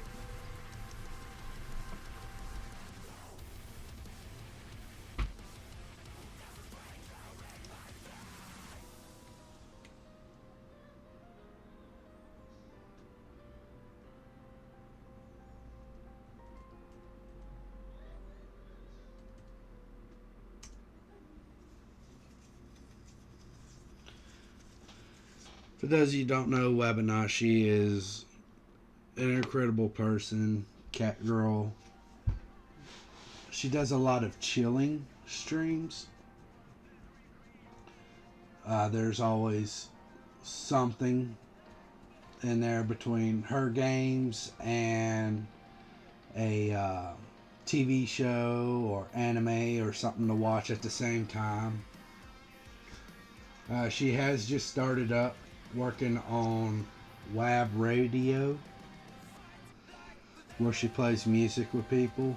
She's got some mini games like the fishing mini game. She does a lot of Stream Raider stuff. Sundays she does some TTRPG stuff with her and some of her friends. There is Vampires the Masquerade, and there's another one that I'm not completely familiar with just yet, but I am starting off with it. Very interesting. But her and her friends are some really cool people, real fun to watch. If you ever get a chance, go ahead and check them out.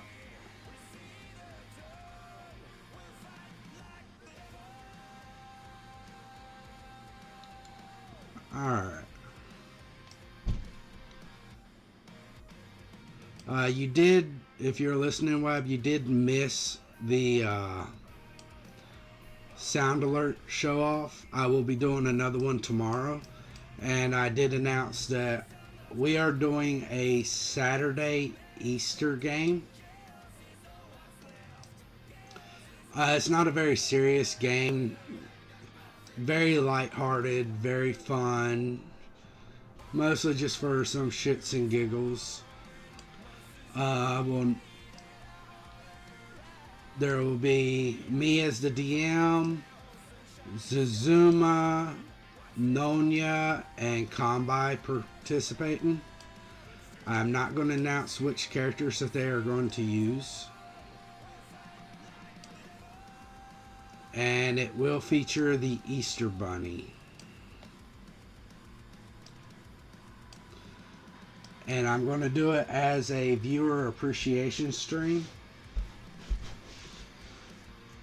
it being a holiday and everything, so that all channel point things and bit redeems will be cut in half. And anything that would normally have a limit, the limit will be removed, with the exception of the instant random encounter. Its cost will still be cut in half, but instead of having its limit removed, it will only be available to be used once still. Let's see, I got one more tree.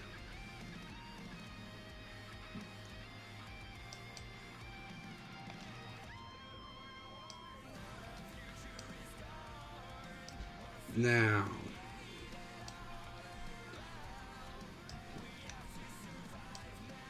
in order to not have this hole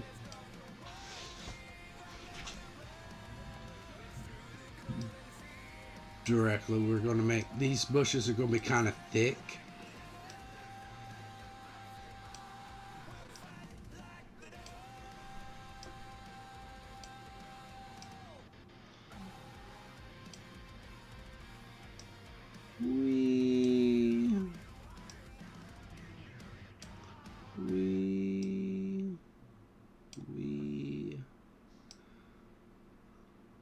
We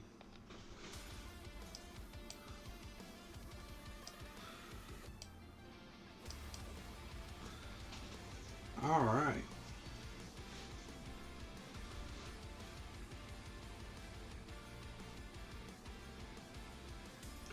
So once again, the way I've got it set up, while we're doing the, all right, going back into play mode, enabling line of sight. So while we're outside, they will still have the line of sight stuff going on with these trees. As you can see here, I can cut off that and that, and then this will be how they start off. They will have trees and bushes up here.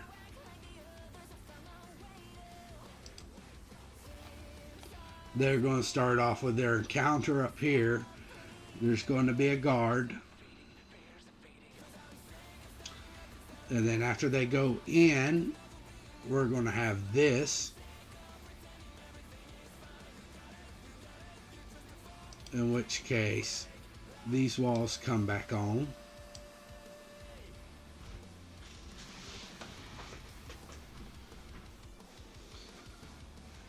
From here, they'll be going through. And when I cut these walls off, the lighting effect will actually go off as well. So, you know.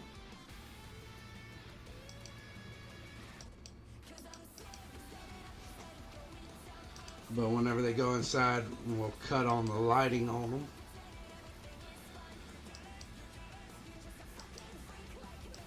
We got the goblin tunnels here, so the goblins will be sniping them as they go to cross the bridge. Just cutting that off right fast. You can see like the little ledge here that will be underneath, and then the actual walls right through here.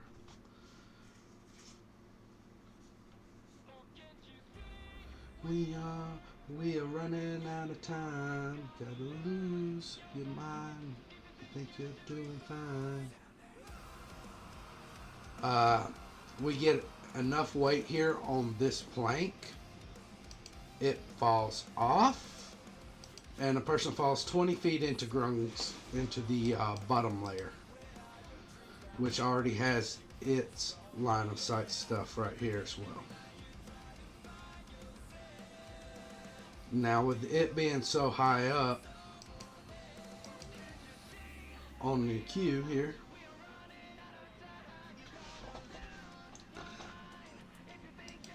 it's not going to mess with anybody. They'll have to come out, and then they'll come up into this area.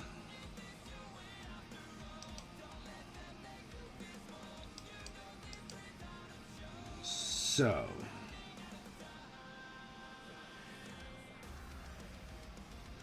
I think the only thing left, so we've got a couple more traps, and then we're going to start padding in the NPCs guarding the dungeon, the goblin lair. Before we get into that,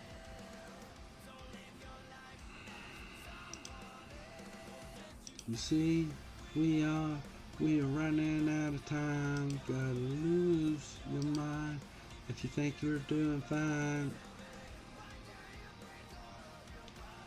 So, in anticipation, we're gonna go ahead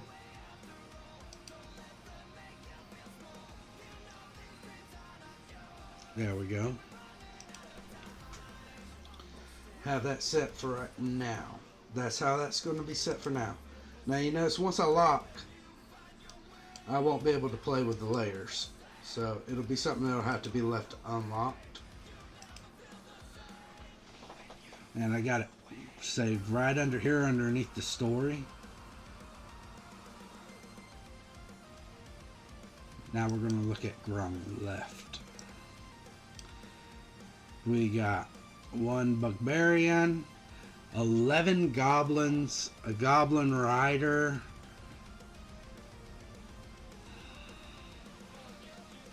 so what I'm thinking, first off, I want to rename Goblin Rider to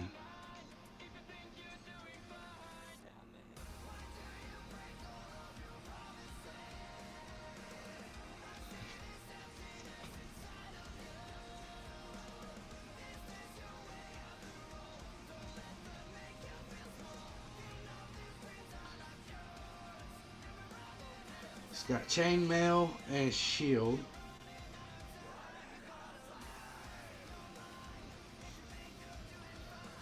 There was actually a part of me that was like, let's give him plate armor and make him a goblin knight. But we'll leave it with the chainmail. So what I'm going to do here is I'm going to unlock this 11. If I give him 2, that will leave 9. If I give him 3, that will be 8.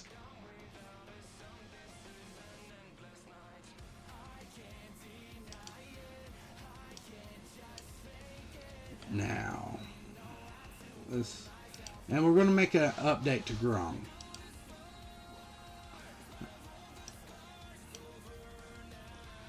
Because he's got this.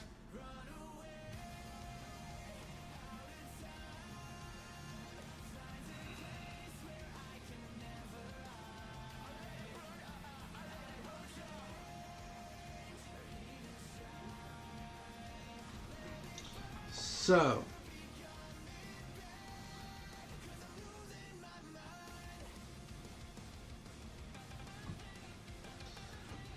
first thing, Grung's a bit of a legend. So we're going to update Grung. And what I'm going to do here is I'm going to actually unlock this.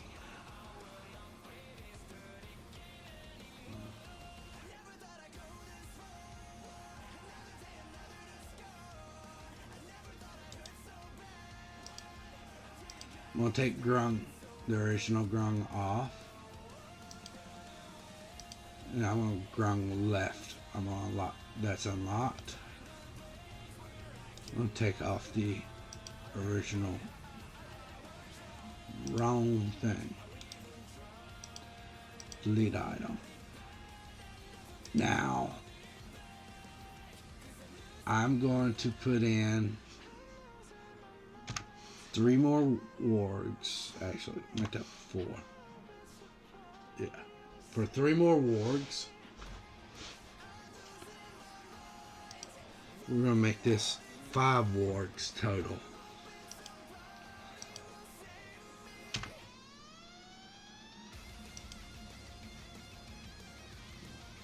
It's not a lot here. So we're going to come through here. We're done with that. We are temporarily done with this stuff. We will add Grung back into it.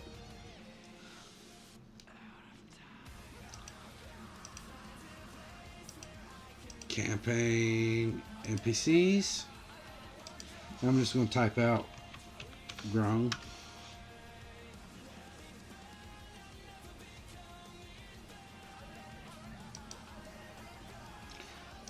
And it's only fair that he is a named character. And supposedly like a boss. We're going to make him legendary.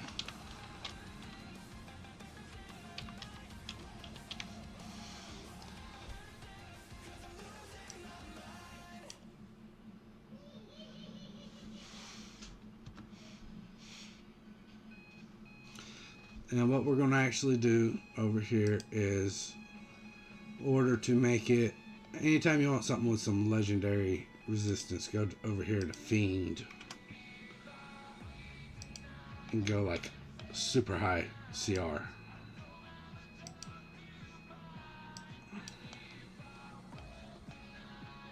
Legendary resistance, see it says 3-day. We're not going to make him that. He is going to be pretty legendary. More legendary than, you know, he's a tier 2. So, we're going to put him at 2. He's going to be a tier 2 legendary.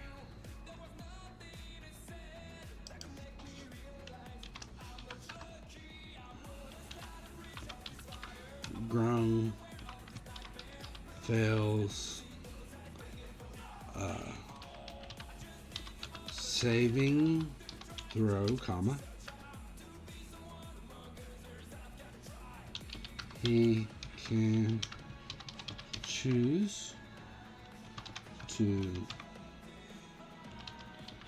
succeed instead. Alright, now we're going to go down here, legendary actions.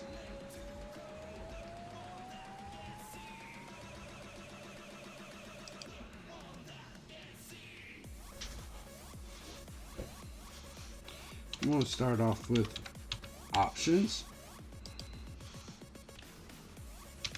And once again, he's only a tier 2, so we're going to give him 2.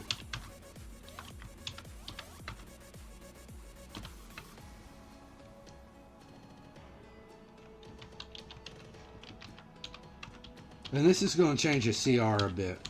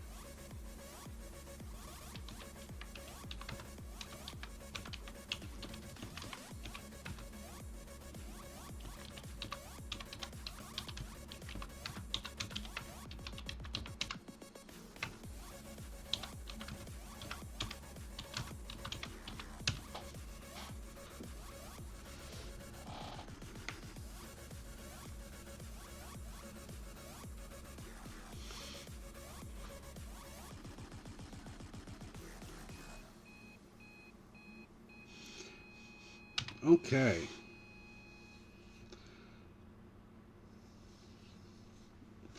Now, we're going to give them a few choices here.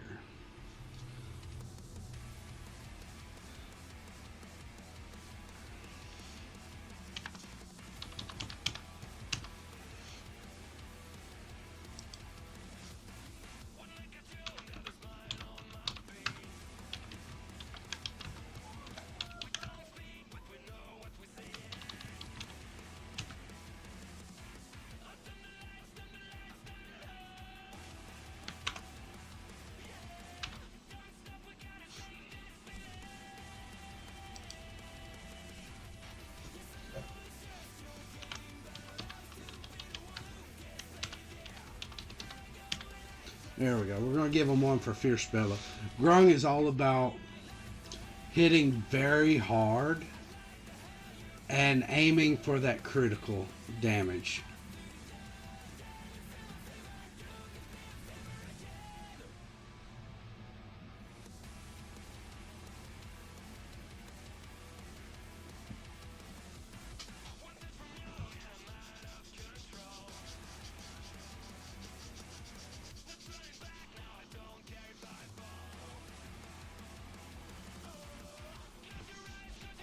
Now, the way I did this is right here, because on the critical hit, he's going to automatically get the extra 2d8.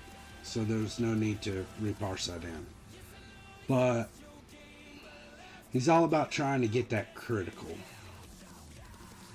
Tanking and melee damage.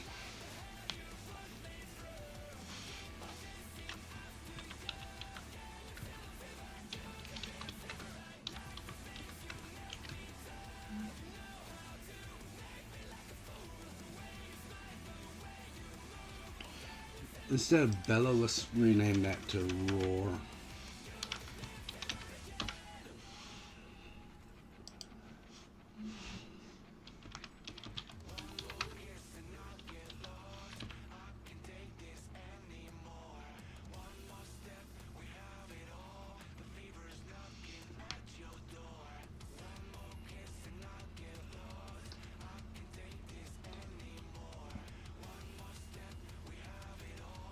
And this one's going to be based around how loud he can yell. He's basically... We're going to look through the effects here.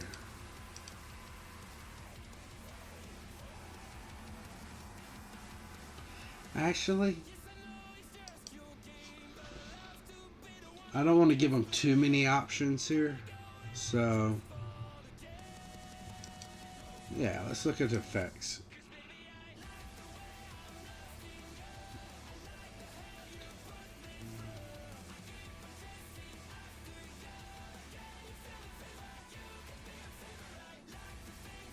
Yeah, let's make them frightened. So this one's going to actually be based around his intimidation. Let's look at skills. Intimidation +3.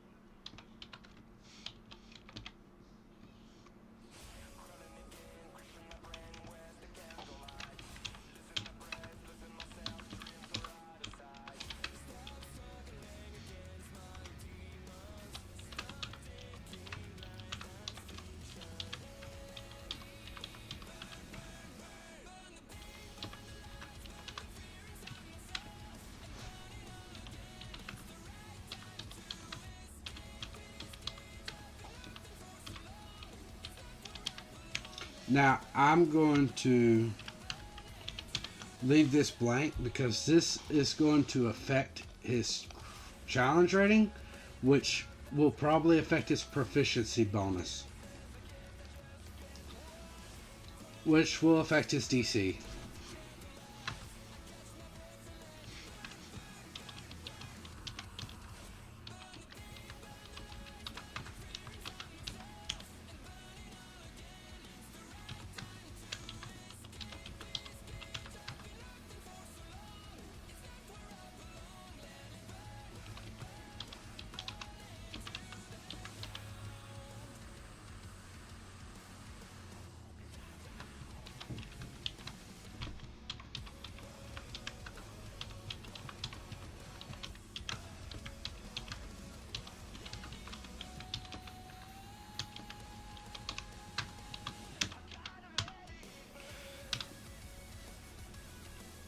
Now, this is...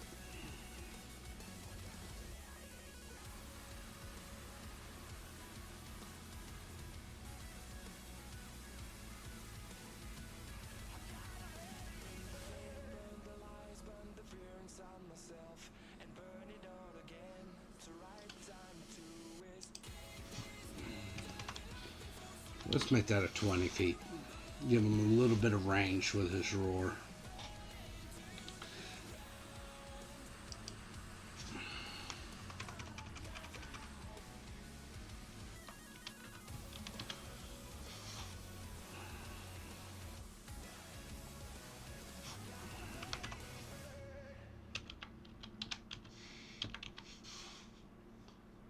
There we go.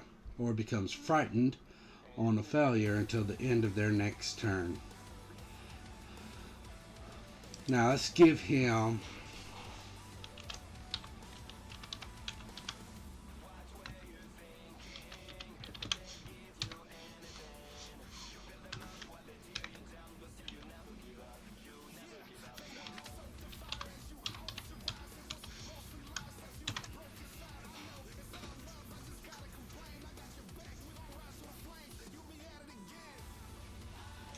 this one is going to be if he gets surrounded.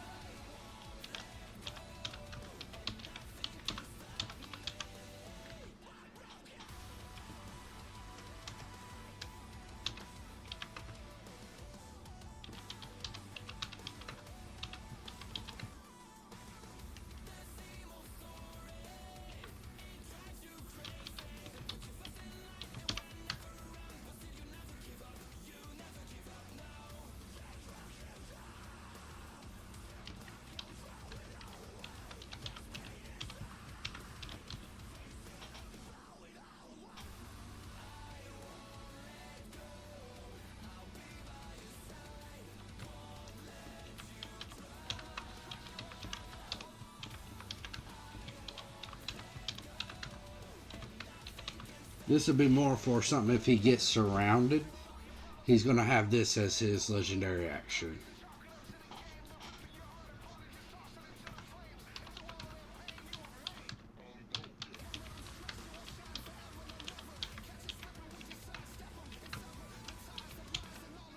And we're going to leave that blank for now.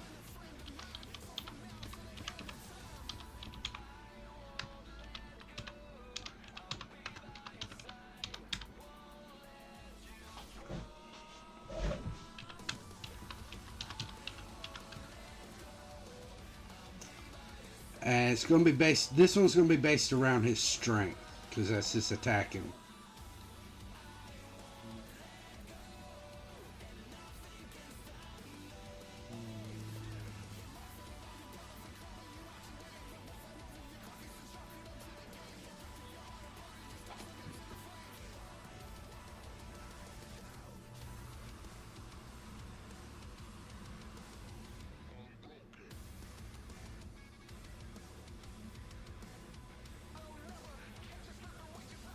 And he's going to have to do this one two-handed. So we're going to go with the 2d10 plus 4.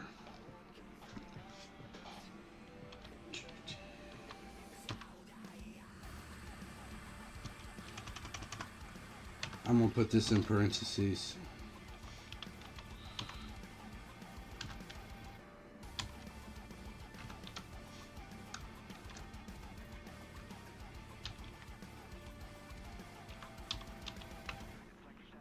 I'm pretty sure it's slashing. Yes.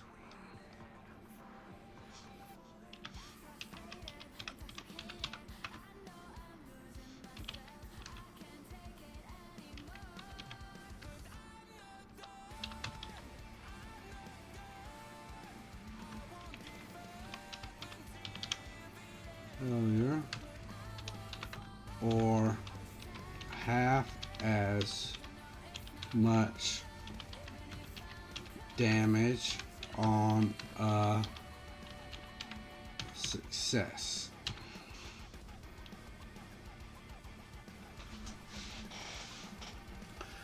So, to begin with, I just want to check and see if that's going to prong out like I want it to.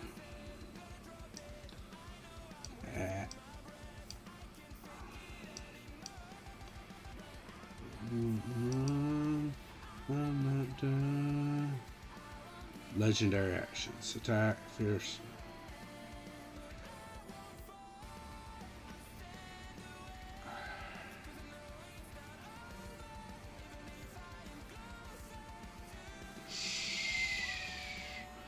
Okay, so actually I need to check that after I redo his CR. So, at this point, we're going to redo his CR. Because this is going to change things a good bit.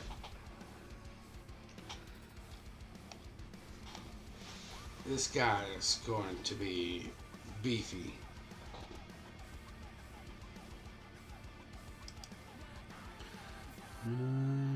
I'm not done. I won't be up until... And I'm going to use this table here. So first off, we're going to look. His hit points is 132. Armor class matches that perfectly for a 5. We're going to make it a 6 because he's got the ability to resist with his rage. He's got the ability to resist. So defensively, we're going to make that a 6.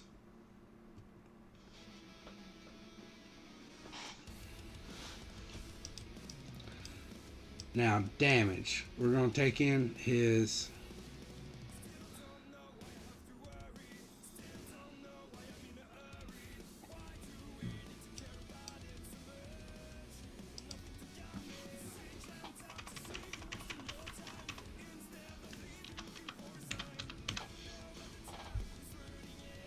We're going to give him 2 attacks still.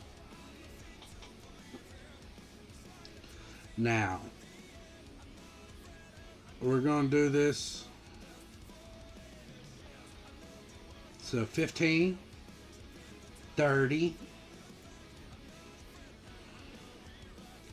Okay, we get the extra 3 damage. So we're looking at 18. He gets 2 of those plus 2 from his legendary action. So I'm going to pull up a calculator. 18 times 4. 72. So I'm going to look down here for 72 damage right here. He's got a plus 7 to hit, so 11.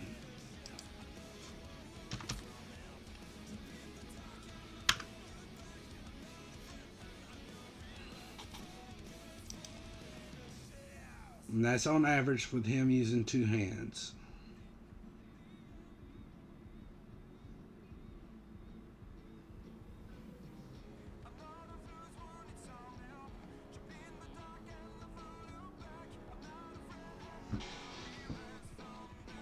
I don't think I have anything for him to use with his, because he doesn't have a shield. So he's got no reason.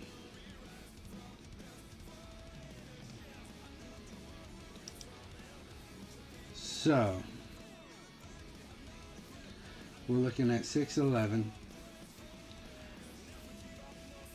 That's 17. That is 8.5 for challenge rating.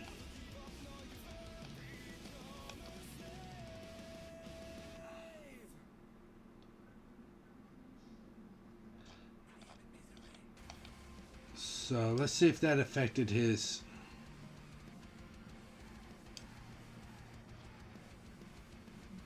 No, it did not. Looks like the proficiency bonuses just pretty much match the levels.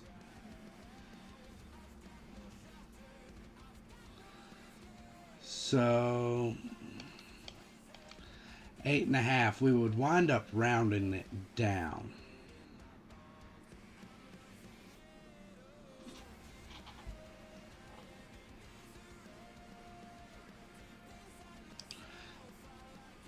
Now, why are we rounding it down? Because it's not guaranteed that he's going to do that much damage. It's not guaranteed that he's going to resist the damage because he's got to get his rage off. So we're going to make this an 8.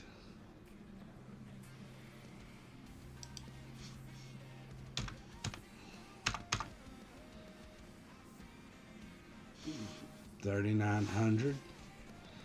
Okay, now luckily there's nothing really to change here. So right here with Fierce Roll, a DC 8 plus 3. Because when you factor in DCs, you start off with 8, add in proficiency bonus, and then the modifier. So in this case, that's not going to be a very big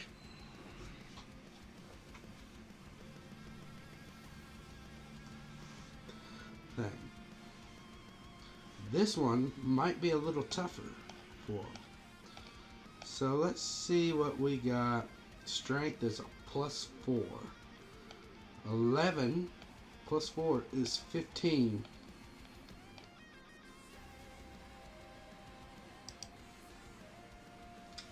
It's not what I want. I want you to go here.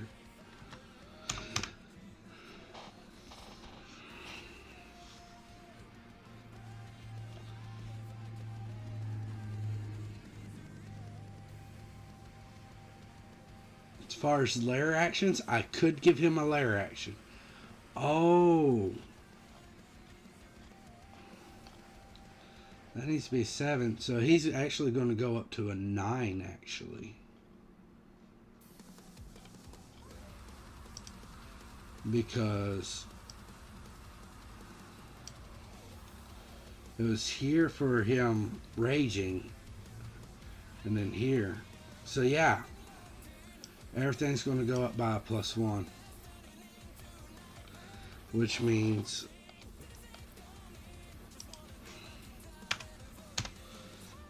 I need to fix that.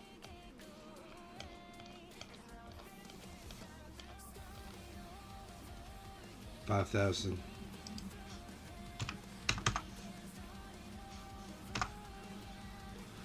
Alright. Warrior. Because of his legendary resistance.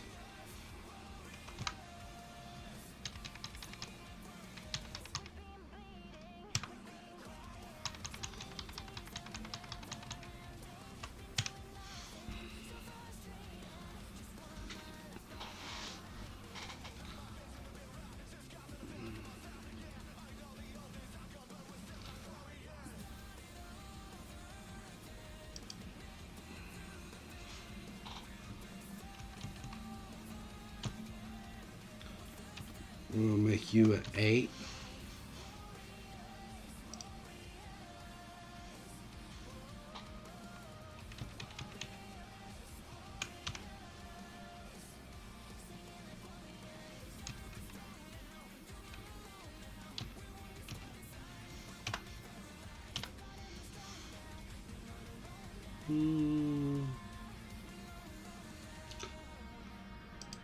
This one.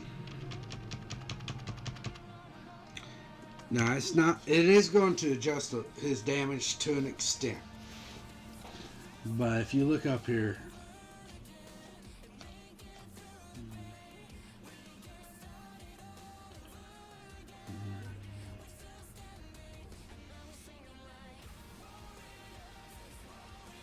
so if I bring that up, because originally he had the 18. 4, which was 72. That brought it here. Now we're actually adding 4 to that. So 76. Right here, 12. So it would have brought up his challenge rating by like half, which isn't enough to change him. So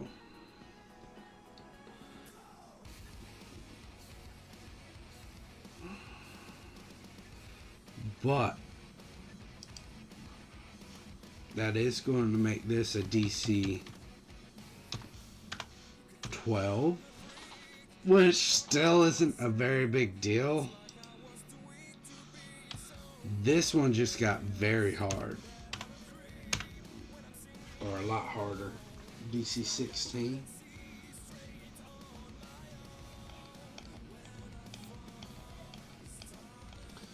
This guy is built to kill.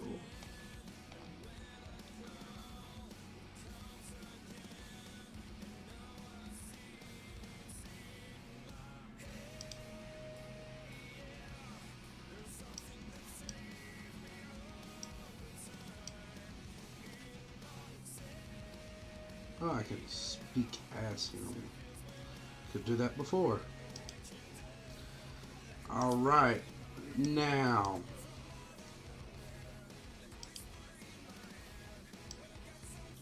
we'll open that up. We'll unlock this. We'll throw Grung in here.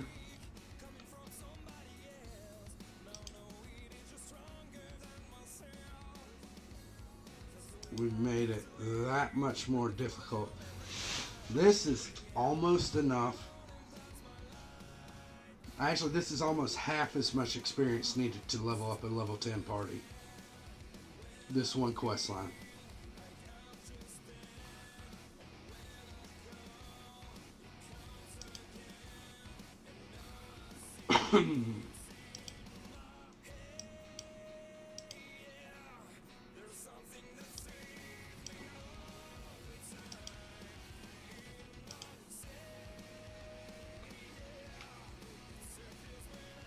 All right.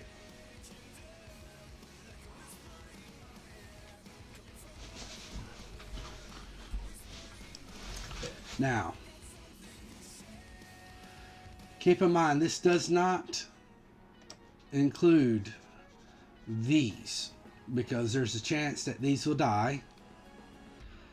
If they do not die, they will be added back into the map. So what we're going to do, we open up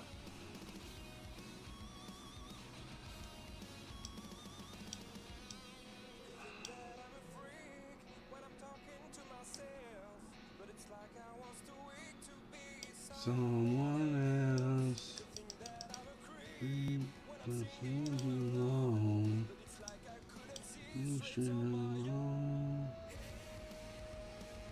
So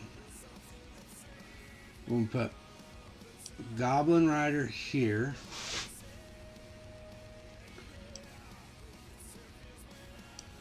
With his warg.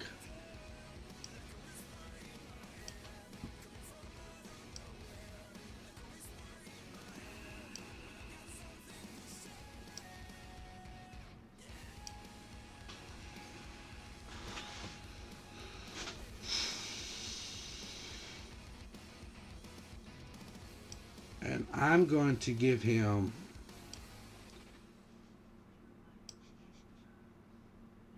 three goblins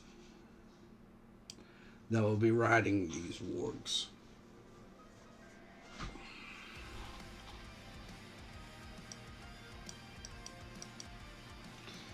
Now,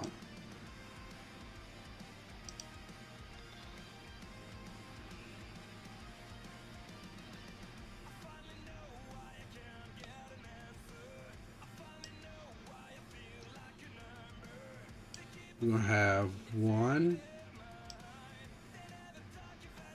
2, 3,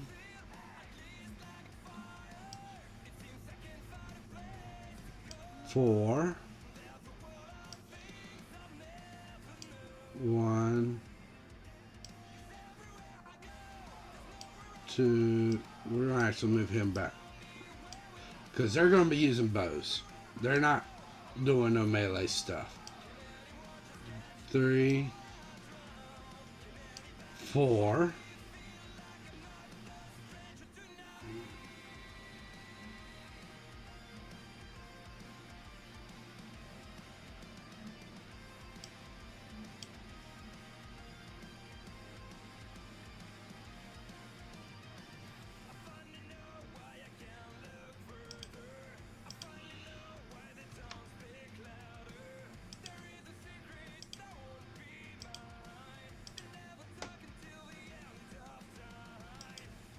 Why? Yeah, I have no idea why that was still left it. 2, considering that he was supposed to have been in here, yeah. Now, I'm going to put a Goblin Flayer over here.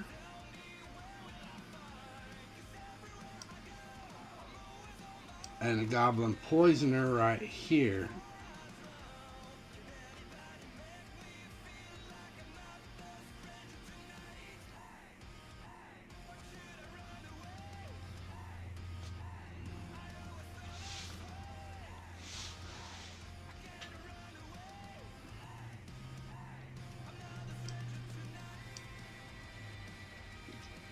Goblin Shaman.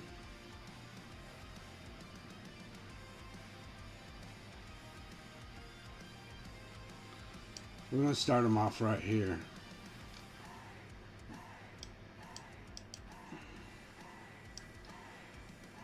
Grung. The big boy himself.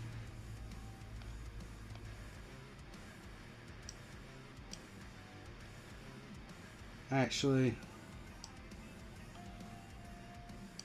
I want the Goblin Shaman with him. Now. Boom.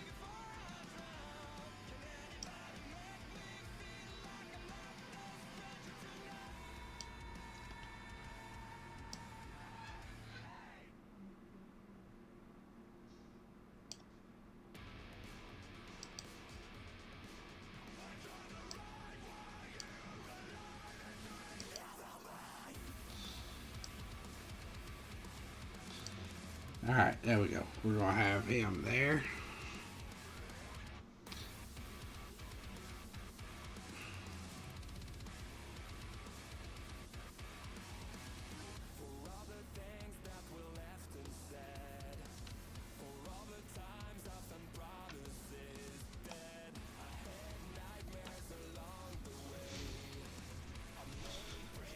He's going to be 20 feet down.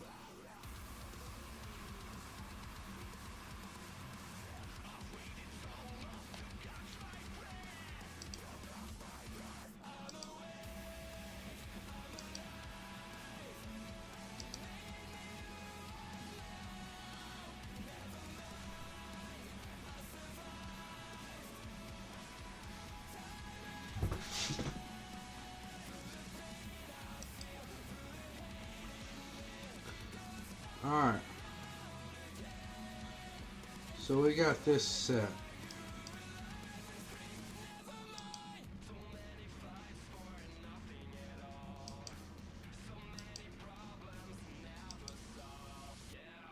We're going to leave that. We're going to make the walls invisible for right now. Make sure everything's locked. Now, we've got everything placed. And if these guys survive, they'll get added into it.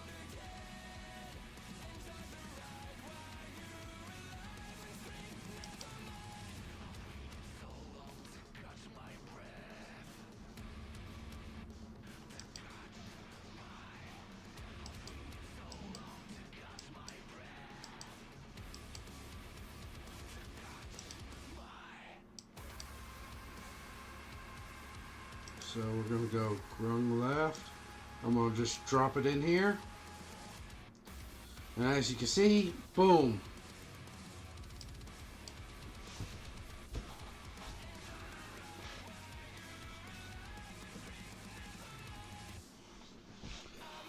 Now with that, I am going to add a couple traps. I'm going to use spells that the shaman would use.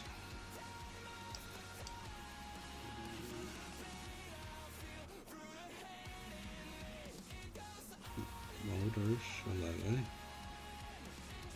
Entangle and snare. I like entangle.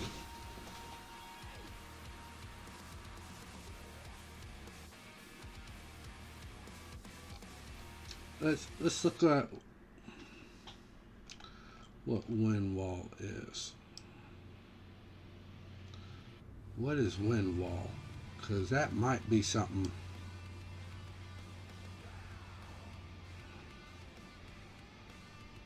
Oh boy.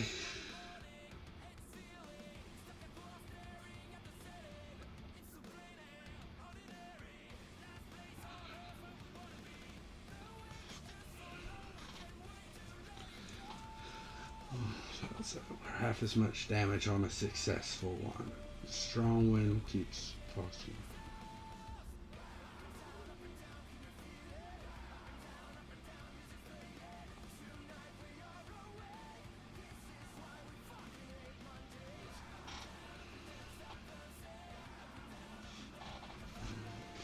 Okay.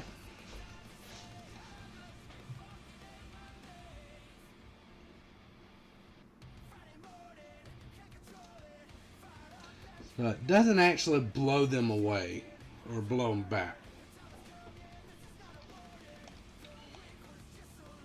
Melodies, okay, spell. Heat metal. Enhance ability. Bark skin. He's probably going to use enhance ability. Oh, Grung. Not going to lie.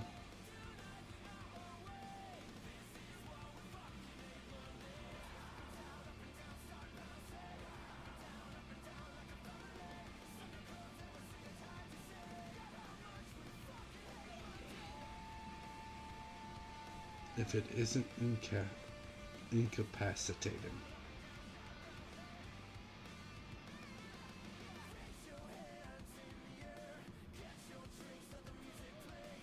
Yeah, he's going to do that and give him bear's endurance. Like almost immediately. Snare, entangle. So he's going to have these set as traps. These are not going to be him casting the spell. This is going to be like the arcane glyph of warding stuff.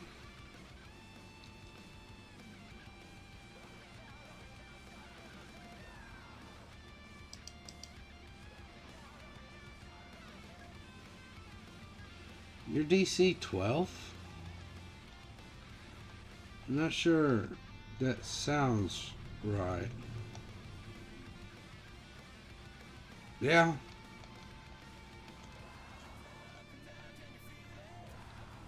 Wow. You're not that great. But he's going to have some 20-foot square starting from a point within range.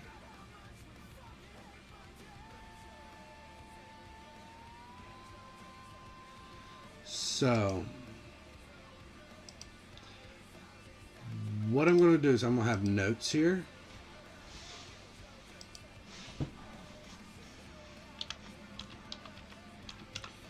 Entangle trap.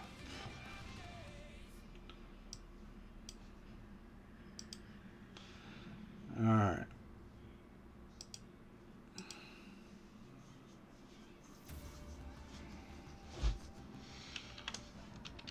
When tripped, each creature then a 20-foot square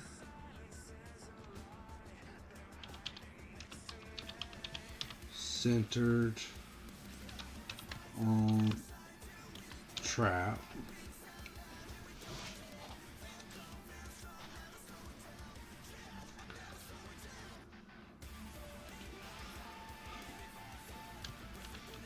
Must succeed a DC 12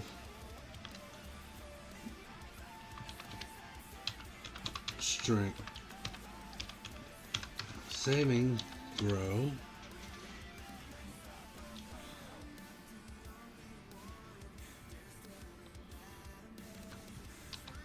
or be restrained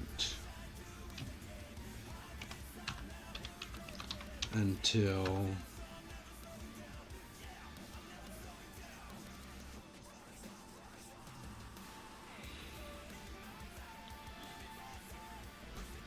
it is freed.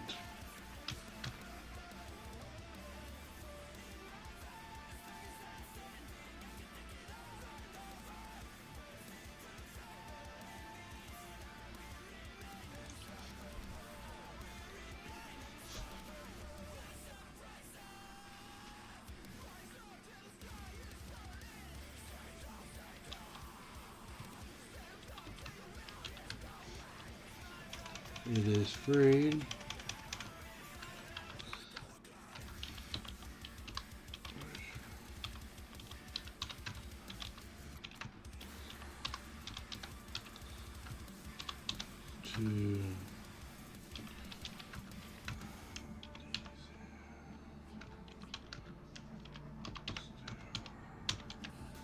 To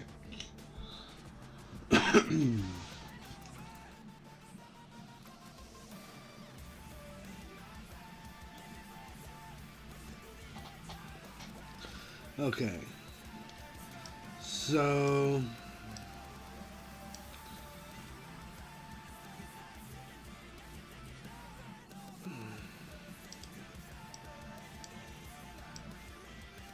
now I'm gonna look first at Glyph of Warding. So I'm gonna do this as if it was a Glyph of Warding spell that he used the day before.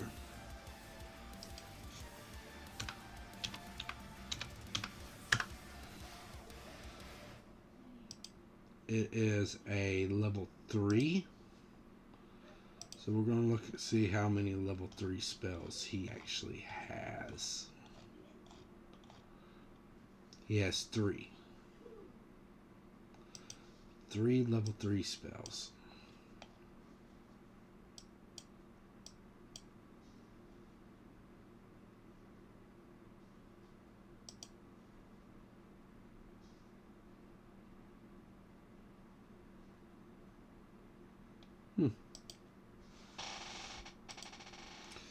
I would restart the queue, but we're actually going to be finished pretty soon.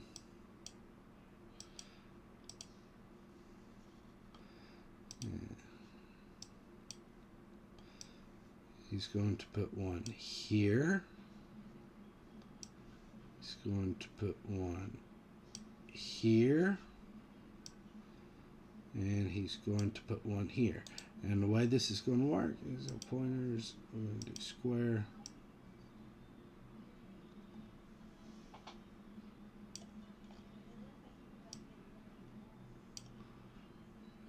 $20.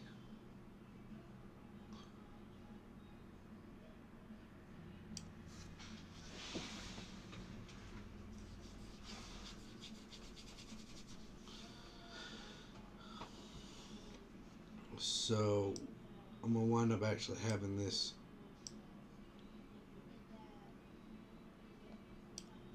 on a point,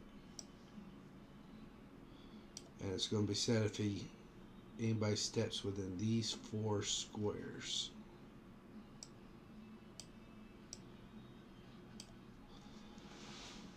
Now these guys are going to know about it. So they're going to start off using arrows. So I'm going to put that right over here.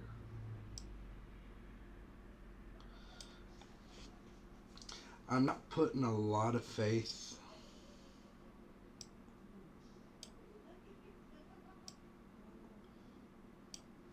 in them failing this or triggering these traps.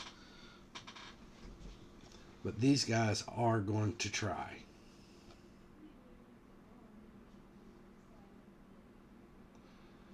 So, with that, actually, I'm going to go ahead and just delete all non-friendly. There we go.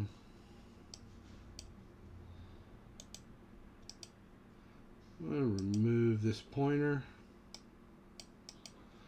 And with that,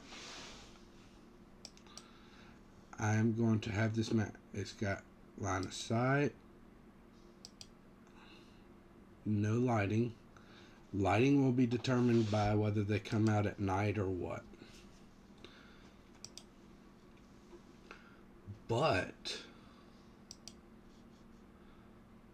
that is all. And we actually have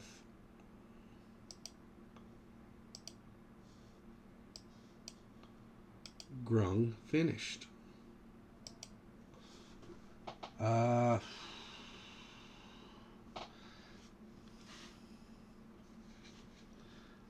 Welcome in, Nonya. Thank you for the raid. Thank you for the raid, Nonya. I do not have my stream elements working just yet, 1-to-1. So I have to do it via /.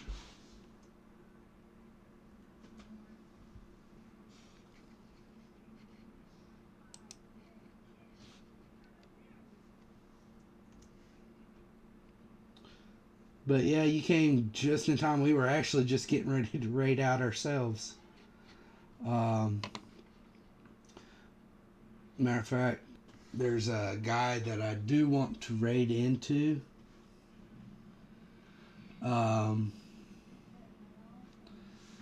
He is actually a very, very old friend of mine. He actually helped me to test out a lot of the campaign stuff that I did for guilds and for Fate. So I'm actually going to raid into him. He is an author, and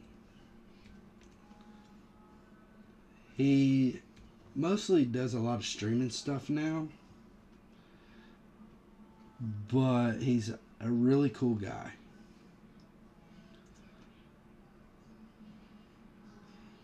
It is intended for mature audiences, but